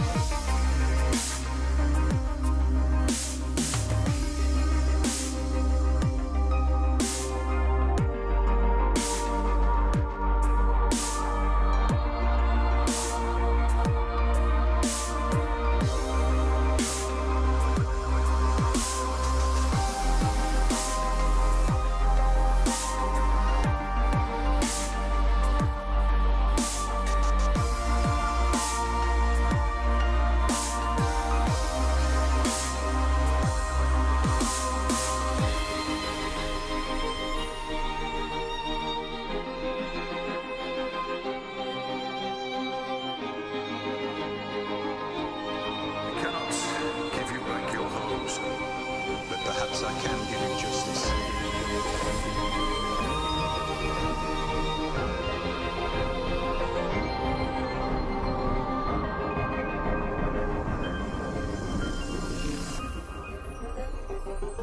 In the name of our king.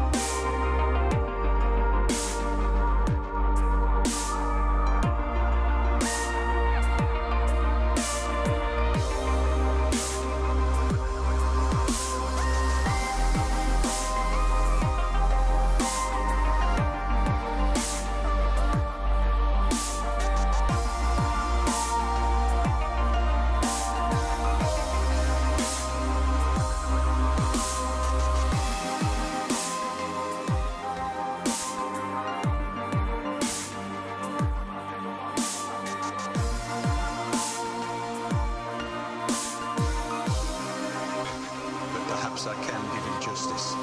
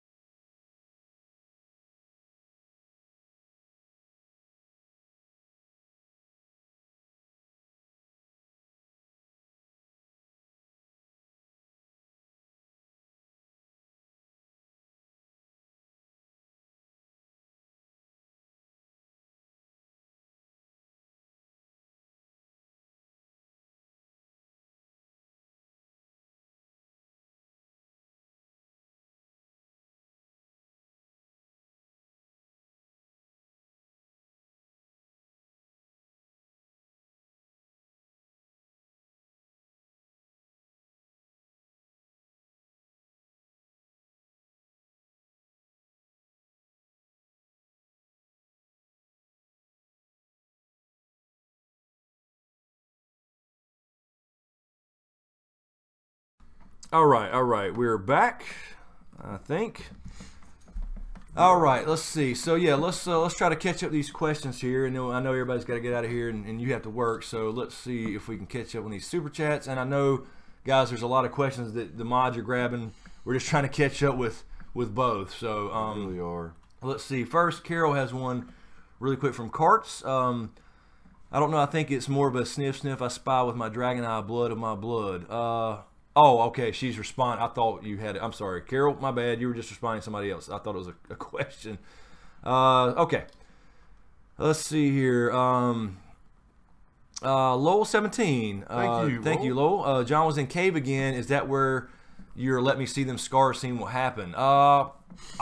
It could be. It's true. It's in a cave. Yeah, I don't know. Depends on. I don't know what John at this point is. He staying at Dragonstone the whole season? At some point they got to head north. We've seen the trailer. I agree. So I don't know where Danny's back. going to be during that when they go up north, because obviously he goes up there with Tormund and everybody. So maybe if she goes with them or something, or heads up there or whatever. I don't know. But this does say something about Danny left.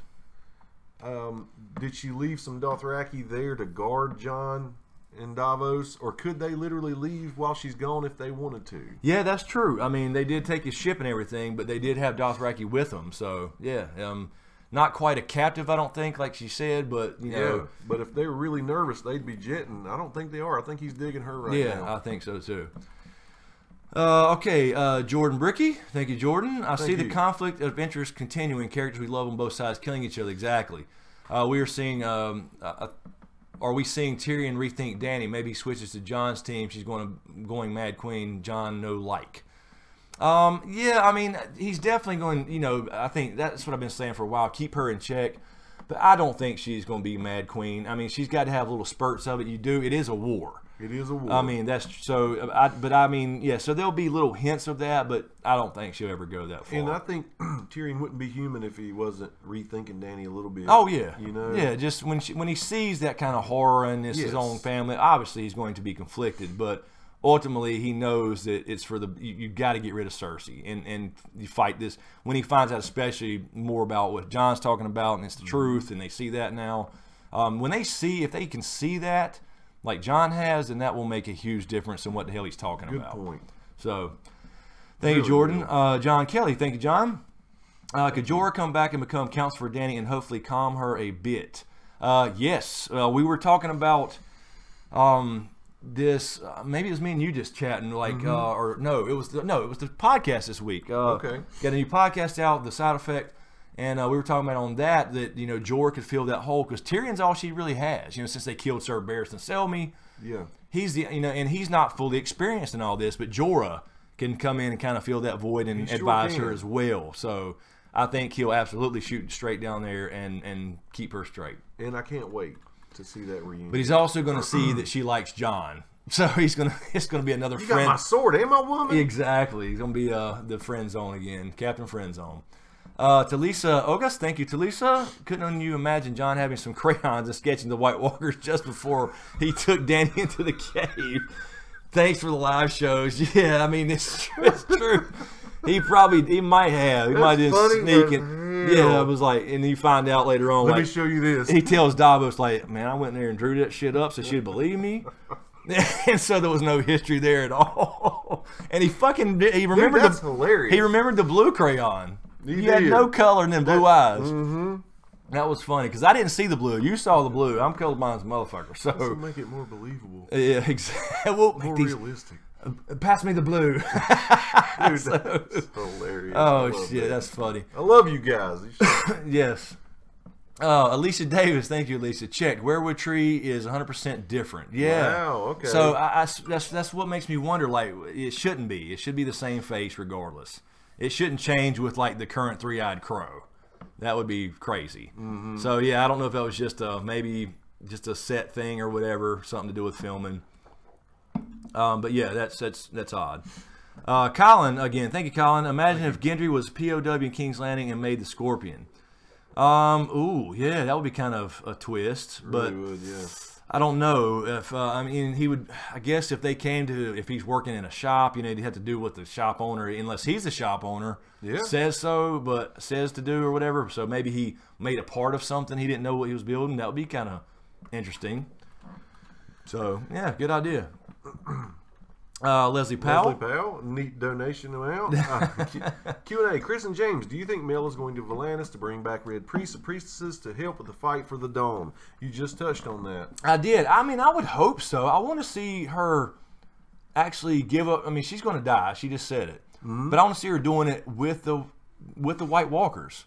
Like, she, you know what I mean? Like, what could she, I keep going back to the Blackwater thing, but what could she have done there to save those men? I don't know if she could have done anything. Right. She says she could have. So she might have been full of shit. Yeah. But that would be cool for them to serve some kind of purpose like that. But she's saying her purpose is done. She brought together Ice and Fire. Yeah. It just depends on what happens when she gets there.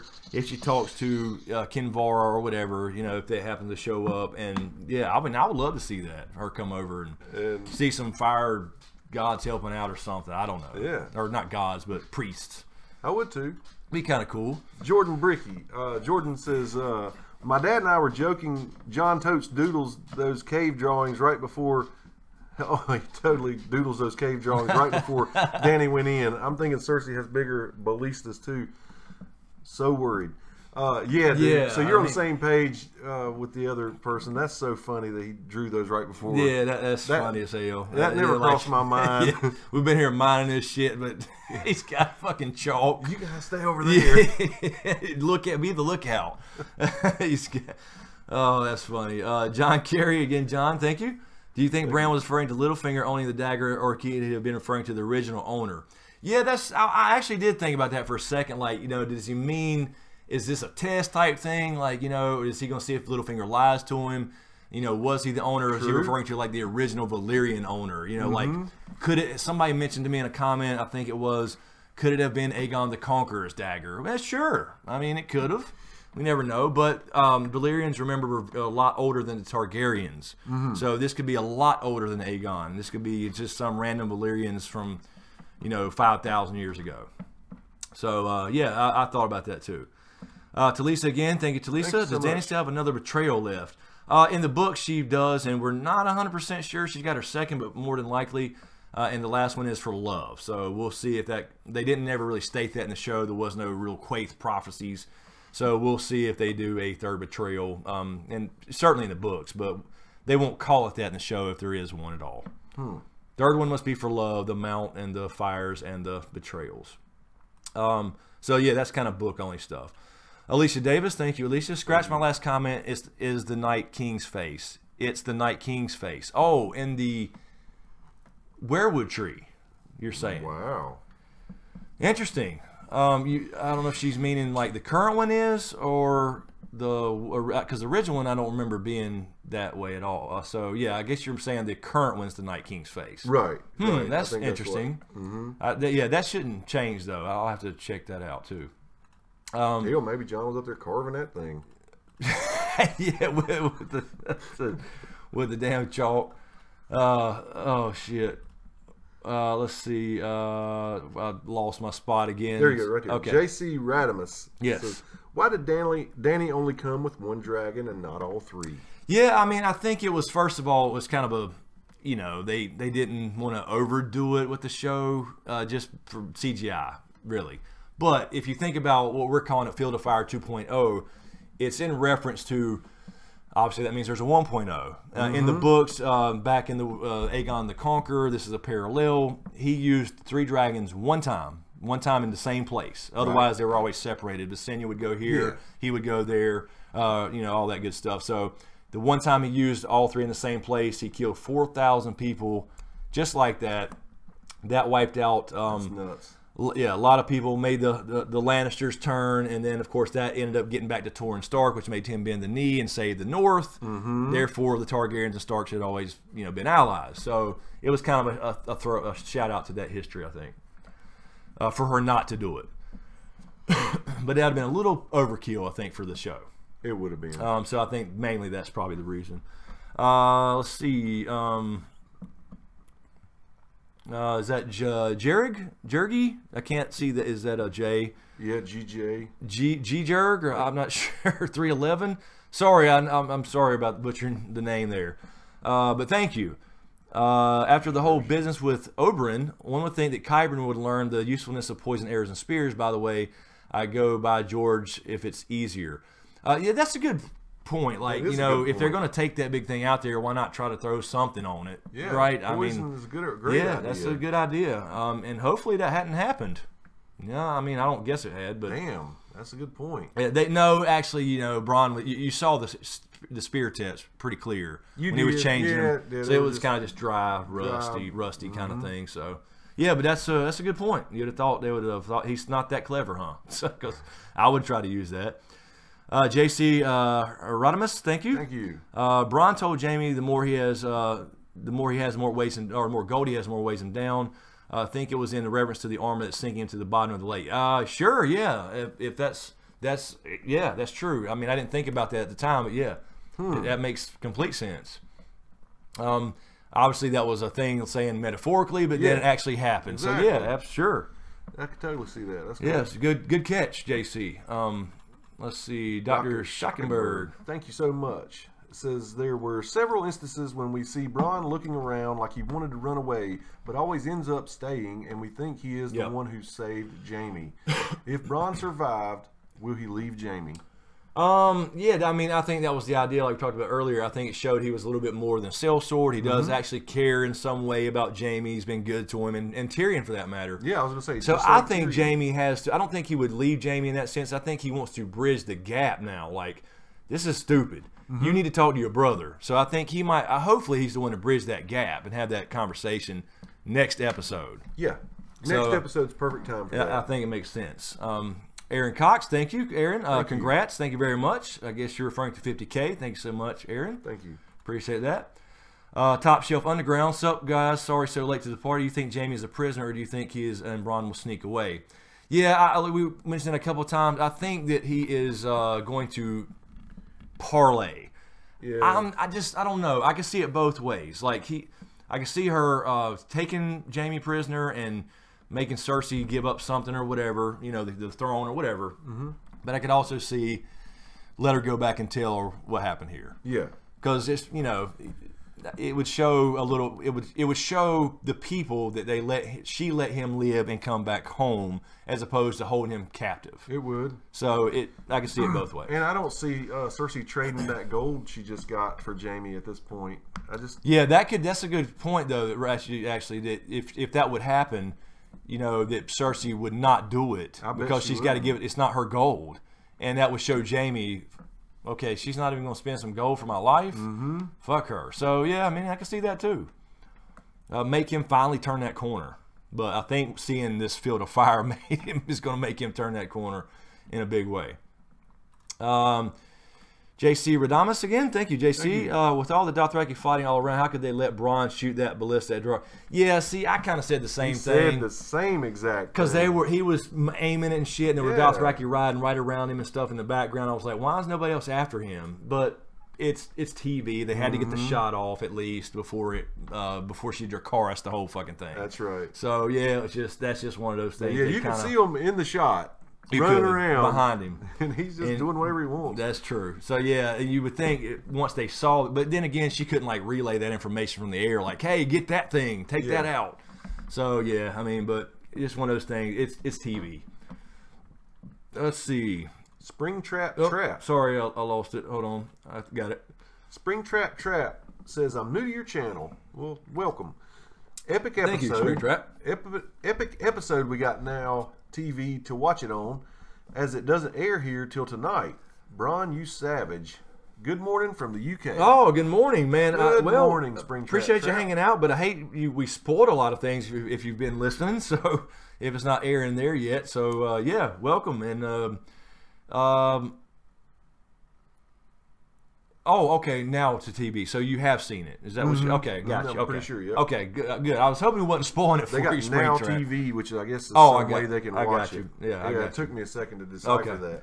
All right, well, cool deal. Yeah, good morning from the UK. I know a lot of UK people are getting up, and we're supposed to be going to bed over here. Carol Brown. Carol. She's going to slap me. Thank you, Carol. Carts and I were speaking about... Oh, this is a reference to the question I thought she had. Yes. They were speaking about Jon and meeting Drogon. Cart said Drogon looks mad. I said Drogon smells family. Yeah. Oh, as far as the preview for next week. Yeah. Yeah. Cart said, "What if Drogon can smell Jon is dead?" Thoughts? Yeah. John's not dead. Let me say this. I mean, yes, he died and came back. I think people keep seeing that George R. R. Martin interview and taking it like he said that about Beric, and I don't know if he literally meant that about Beric in the books. Beric is different storyline in the books. I won't say just for spoilers in case you plan on reading the books. But it's a whole different game for him in the books. But he didn't. Other people put that on John about the whole fire white thing. So he has a beating heart and blood and all that stuff, and I don't buy that. So yeah, I agree with. He will come up and show his teeth, and then he'll like bond or not bond necessarily. You know what I mean? He'll let him pet him or touch him. He'll sniff him and realize, just like with the Tyrion scene, kind of. And it'll be another hint, and Dany will be like, "What the hell? You know, why is he not? You know, at least threaten him, make a pose. You know, be threatening or something." So yeah, there'll be that blood bond tease there. Colin, thank you, Colin, again. James, when you going to tie-dye your beard? Also, Chris, any plans for a basketball smokescreen jersey? Played 6 years myself. I know you're all about it. He is all about it. Damn right. That's a good idea. Teespring doesn't have jerseys, but I don't know. I mean, they're supposed to be getting a lot of new products this year, and they have launched a few so far, but they're supposed to have like 30 new products. Unfortunately, apparently, as soon as I got the hat up, they're out of hats. So yeah, I mean, that'd be cool. I don't know how many people would buy a basketball jersey, but I would wear one. Yeah, I love jerseys. All sports jerseys are awesome. Oh yeah. Alicia Davis, thank you, Alicia. Thank you. Look at season 7, episode 3, Treeface and Night King as a human together. Oh, okay. That's what she meant by Night King's face, was when he was a human. Oh, got you. As in before he got made. Yes. Okay, yeah. Okay, Cool. yeah, that would be cool. That's interesting. Yeah, He's definitely going to check into that whole face thing. I guarantee it. Oh yeah, for sure. So yeah, thank you for pointing that out, Alicia. RN Smith, thank you. Thank you. Don't see a question though, RN. Appreciate it. If you have a question, get it to a moderator. Tonito 60187, thank you, but I do not see a question either. I wonder if RN Smith means they're a nurse. Have we already talked about that? We have. I thought so. I think we asked that before. That's the same RN that we talked about a long time ago. Yep. And they All said right. they were a nurse. Yep, exactly. I think we have. All right, let me double check Streamlabs, and then we'll try to see what time is it. 1:30 here.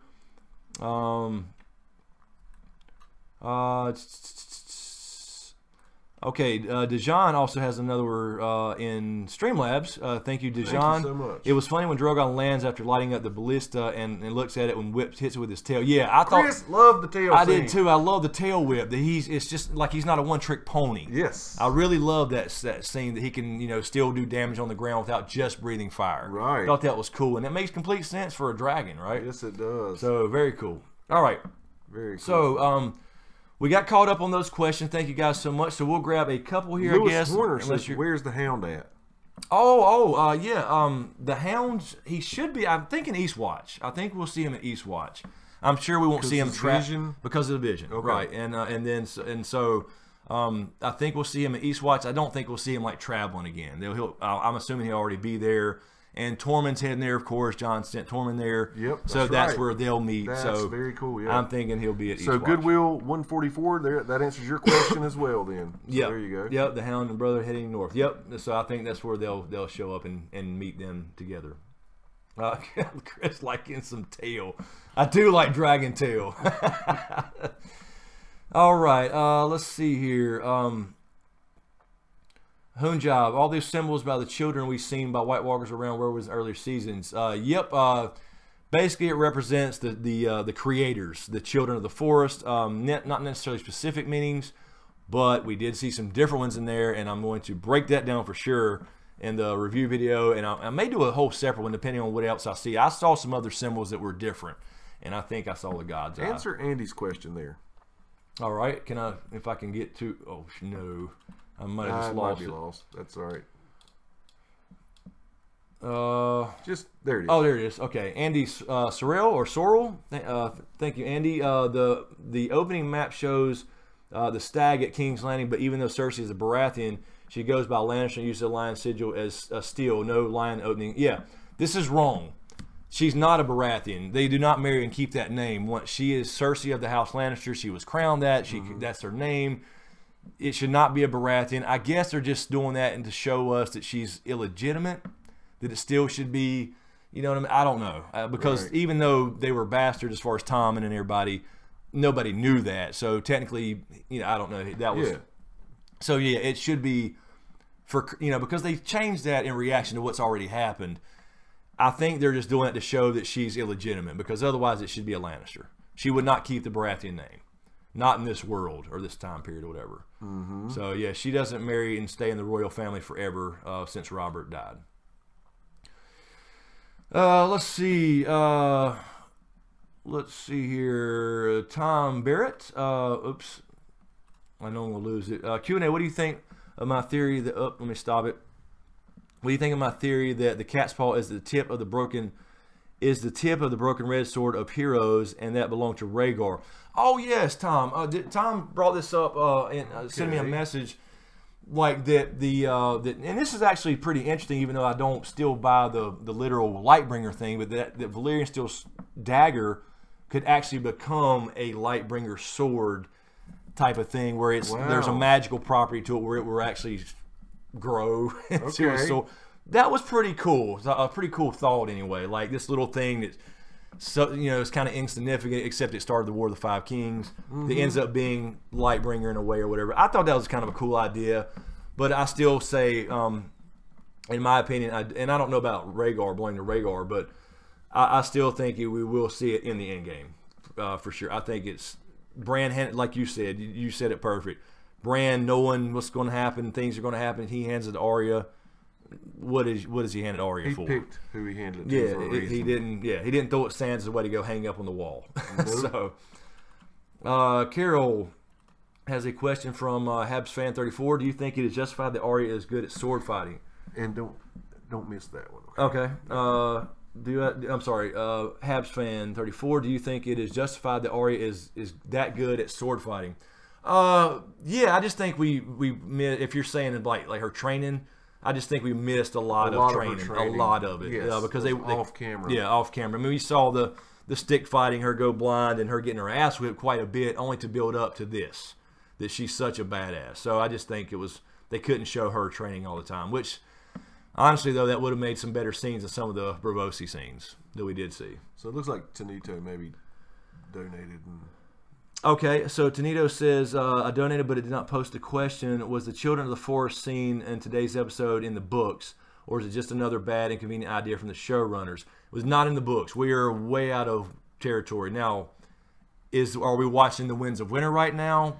Could be. Do they know that it is in the books? Yeah, we just don't know. So I think, but it makes sense if you think about it. They mined a lot of dragonglass there. So yeah, this is not happening in the books. There's no Night King in the books. There's no de facto leader as far as it's just the others. They don't really. So we'll see all that in Winds of Winter. So we're essentially seeing what they know of Winds of Winter this season. Exactly. And last season for that matter. A lot of stuff from last season was too. Thank you for your donation. Yeah, thank you, Tanito. I'm sorry the question didn't post. But I'm glad we found it. Let's see here. I'm trying to get back to live here. Let's see. Let's see. I saw a question from RX7 dude 2006 Q&A. Can Catspaw kill the Night King since it's both Valyrian steel and dragonglass? Yeah, I mean it's interesting that that Sam did bring up that Valyrians, decorated their weapons with dragonglass. So there is that may not be a ruby there. It could be dragonglass in the side, and you or said other dragon bone. Dragon bone, yeah. And the handle is dragon bone. That's a hell of a recipe for disaster. And a lot of people think that dragonglass goes into Valyrian steel anyway, and I think that's certainly possible. Like ground up, powdered, whatever.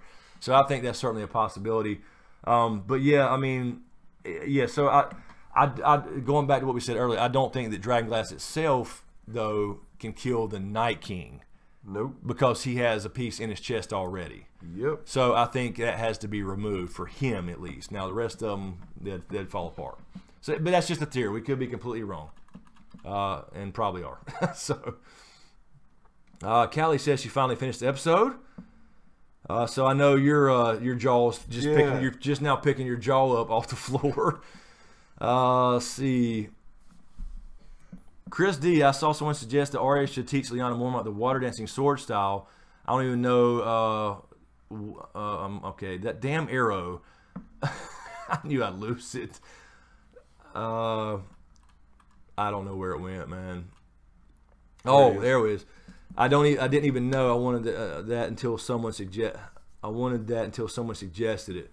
That would be crazy. Yeah, I'd like to see her fight. I would too. Yeah, that'd be cool. She'd grow up into be a beast. Yeah, be a badass. And her name's Lyanna. You know, Lyanna was a badass too. I think she was the Knight of Laventry. Capital H says Q&A. Jorah will arrive at the burnt field and stop Dany.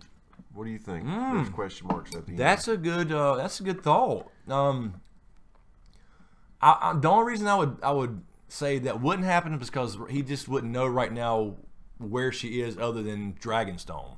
He would hear Could he like possibly be on that road. That's certainly possible. They'd have to time that awfully just perfect though, with all the time issues. Yeah. You know what I mean? But yeah, I mean that's possible. But I would think that he has heard, like he's been asking Sam, has the Dragon Queen come? You know, and he knows where she's going. So I would only say no, only because that would be the place that he knows she's going to be at, not necessarily right there. But I mean that'd be kind of cool. He rides up at the last minute, stops something horrible or whatever. Let's see. Barrett. Oh, I'm sorry. Tom Barrett just kind of responded to you and said perhaps the ruby in it makes it related to Rhaegar. What do you think of that? Yeah. Now that's certainly a possibility because of the rubies on his armor. Yes, but in the show they never really mentioned the details of that. Well, I don't know. They did call it the Ruby Ford. I don't remember if they mentioned that. Were people in the show scavenging them for having a souvenir? Yeah, well, because they were rubies. Well, I understand that, but so someone could have gotten one and done it after Rhaegar's death, so it really had nothing to, as far as belonging to Rhaegar. It could just be some kind of little souvenir they used to make their little dagger nice. Could be, but yeah, it could have been one of his rubies. That would be cool. that's true. But yeah, I mean that could connect that to being his dagger. I mean that'd be kind of cool, but I don't really know if that serves a bigger purpose. Well, I mean if you think about in the sense of him being aware of this prophecy and being aware of the end, the end of the world, he wanted to be Azor Ahai, and then he realized one of his children would be. Yeah.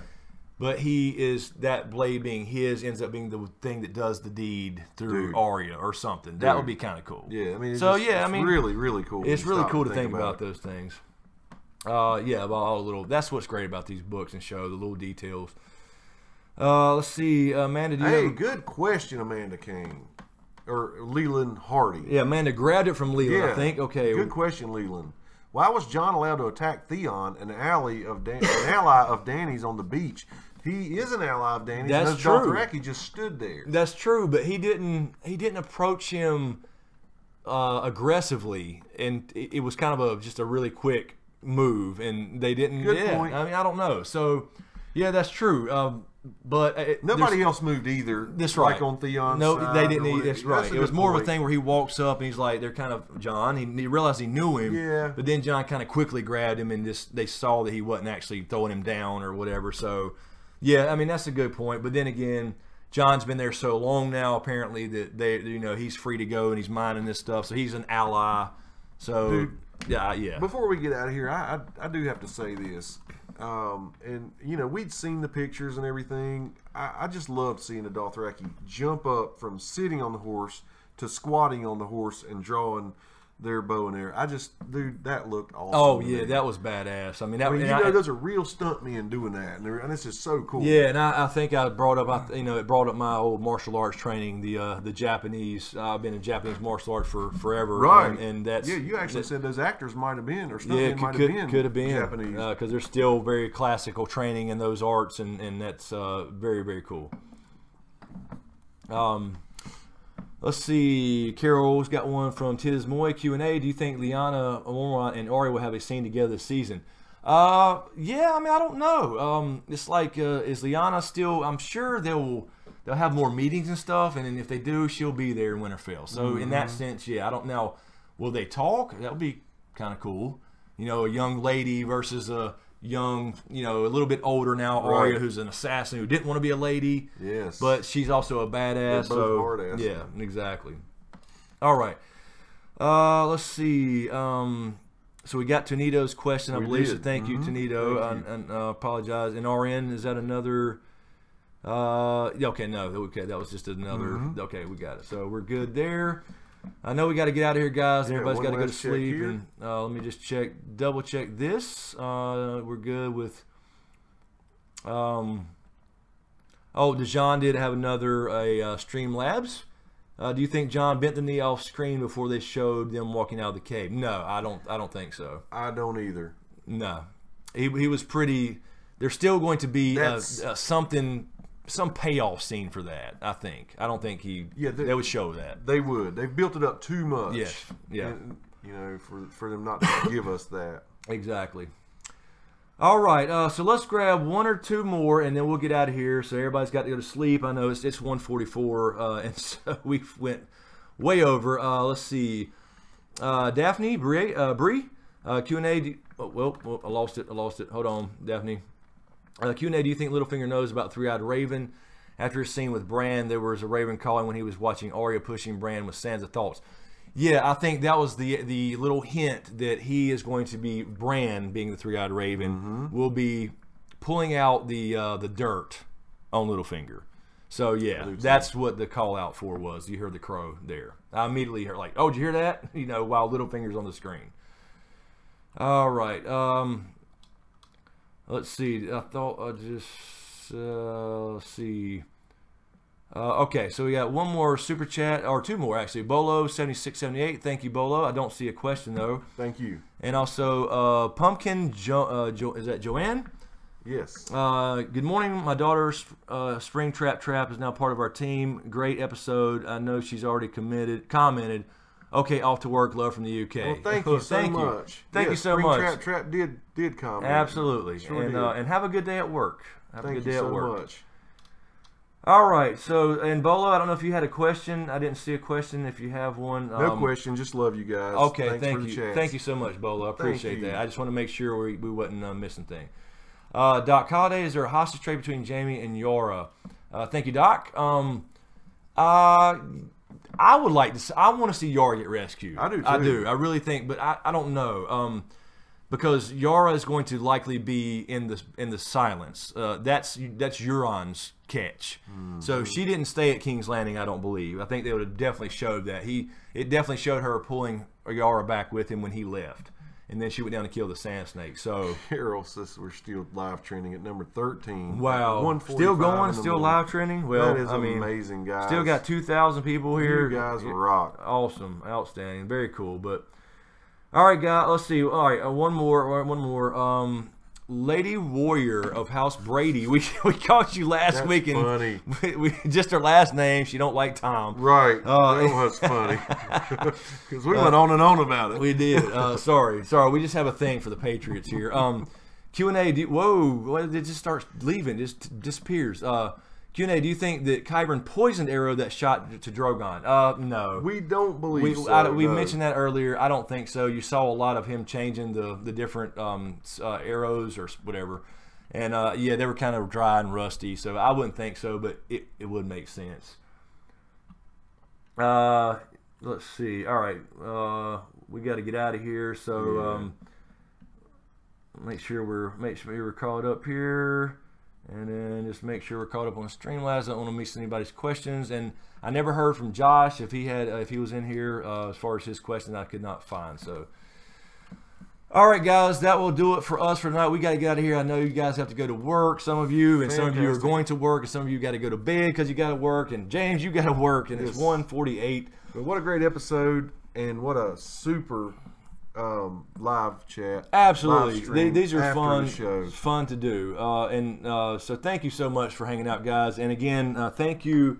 Let me just one more time for the end of the stream. Thank you guys so much for this. You know, this is a big number, it really, for me. Really is. And this was my daughter drew this when I told her what I was going to do, and I decided, like, you know, I could do this for a living and you know, do what I enjoy doing and talk to people. So, I mean, so cool. Thank you guys so much. Thank you for all the Patreons. Also, really quick, I meant to say this earlier. I'm sorry. Everybody's ready to roll, and they're tired of me rambling. But thank you, a new Patreon also tonight, Ian Epley. So thank you, Ian, so much for that. But yeah, it means so much. And you know, whether you're a Patreon or just hanging out, chatting and talking to each other, really appreciate it. I mean, we've been trending live every week, and then the first week, even though the numbers were worse, somehow we got to trending. Yeah. So I don't know how that works, but very cool. And hopefully you guys, that was one hell of an episode. I mean, it was badass, and I look forward to next week. And so I'm going to get off here. He's got to go to sleep, but I got to get to work on the preview video and the review video, and probably a separate video on the symbols. And I'll say this lastly, guys. Don't be let down next week by the episode, because it's just like in the music industry when a band spends so many millions making an album. Their next album is going to be a live album because they can afford to do that again. That's right. That's true. You know, so this next episode true. might be a little calmer. Might have some good reveals, dramatic reveals and everything, but don't look for another. Yeah, you don't have to have battle porn in everyone. Yeah, no. I mean, that was battle porn. It was awesome. But no, I think, I mean, I'm just going to give them credit where credit's due. Is some of the things I have not liked about the show left out, but they are the callbacks and the little parallels and everything they're pulling up from season 1 especially are great. I agree. So, totally. Anyway, thank you guys so much for hanging out. Thank you for all. We had at some point over 4,000 something viewers. We're still got 1,700. We're getting off the air. 1,905 likes. Awesome. Thank you guys so much. If you're still here and you're new to Smokescreen, please hit that subscribe button and click that damn notification bell, because it don't notify even subscribers. I don't even think you got a notification today. I didn't. And I know you're subscribed too. So anyway, thank you guys so much. I really appreciate it. Thank you everybody, Carol and Jay Scar and Amanda. And all you moderators. All you moderators, yes, in the house. I really appreciate all the help. And I know you guys are working your asses off trying to grab questions, and we're trying to keep up with everybody. Welcome back, Celine. Yes, and Celine, I'm glad you're okay. Glad Celine's alive and well. Anyway, thank you, Volguy10. There you are. Hadn't seen your name flash up in a while. But yeah, thanks so much, guys. And I'll get to work on the preview video, the review video, and then I'm probably going to do a separate on that cave. I got a feeling. And go into the symbols. I saw a few extra ones there, so we'll try to see if we can figure that out. So, all right, guys, thank you guys so much. We're signing off to now, but we'll see you. I'll see you with the video next couple of days, and we'll definitely see you next Sunday, 10:30 Eastern Standard Time, for season 7, episode 5, The Blood of the Dragon. So, thanks, guys. See you then.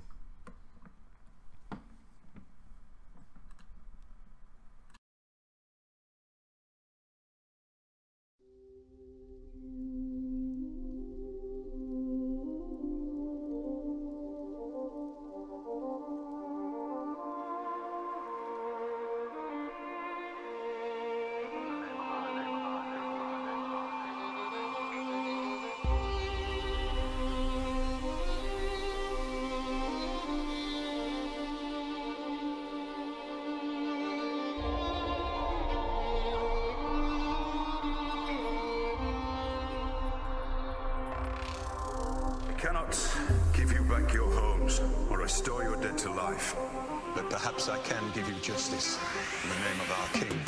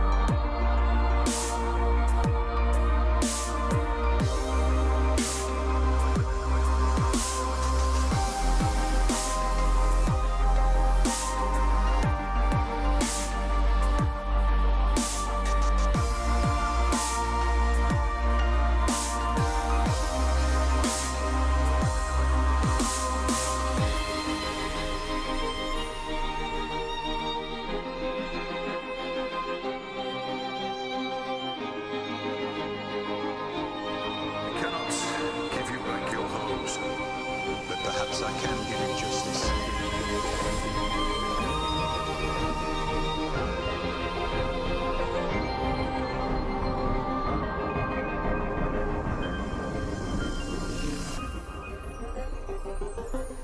name of our king.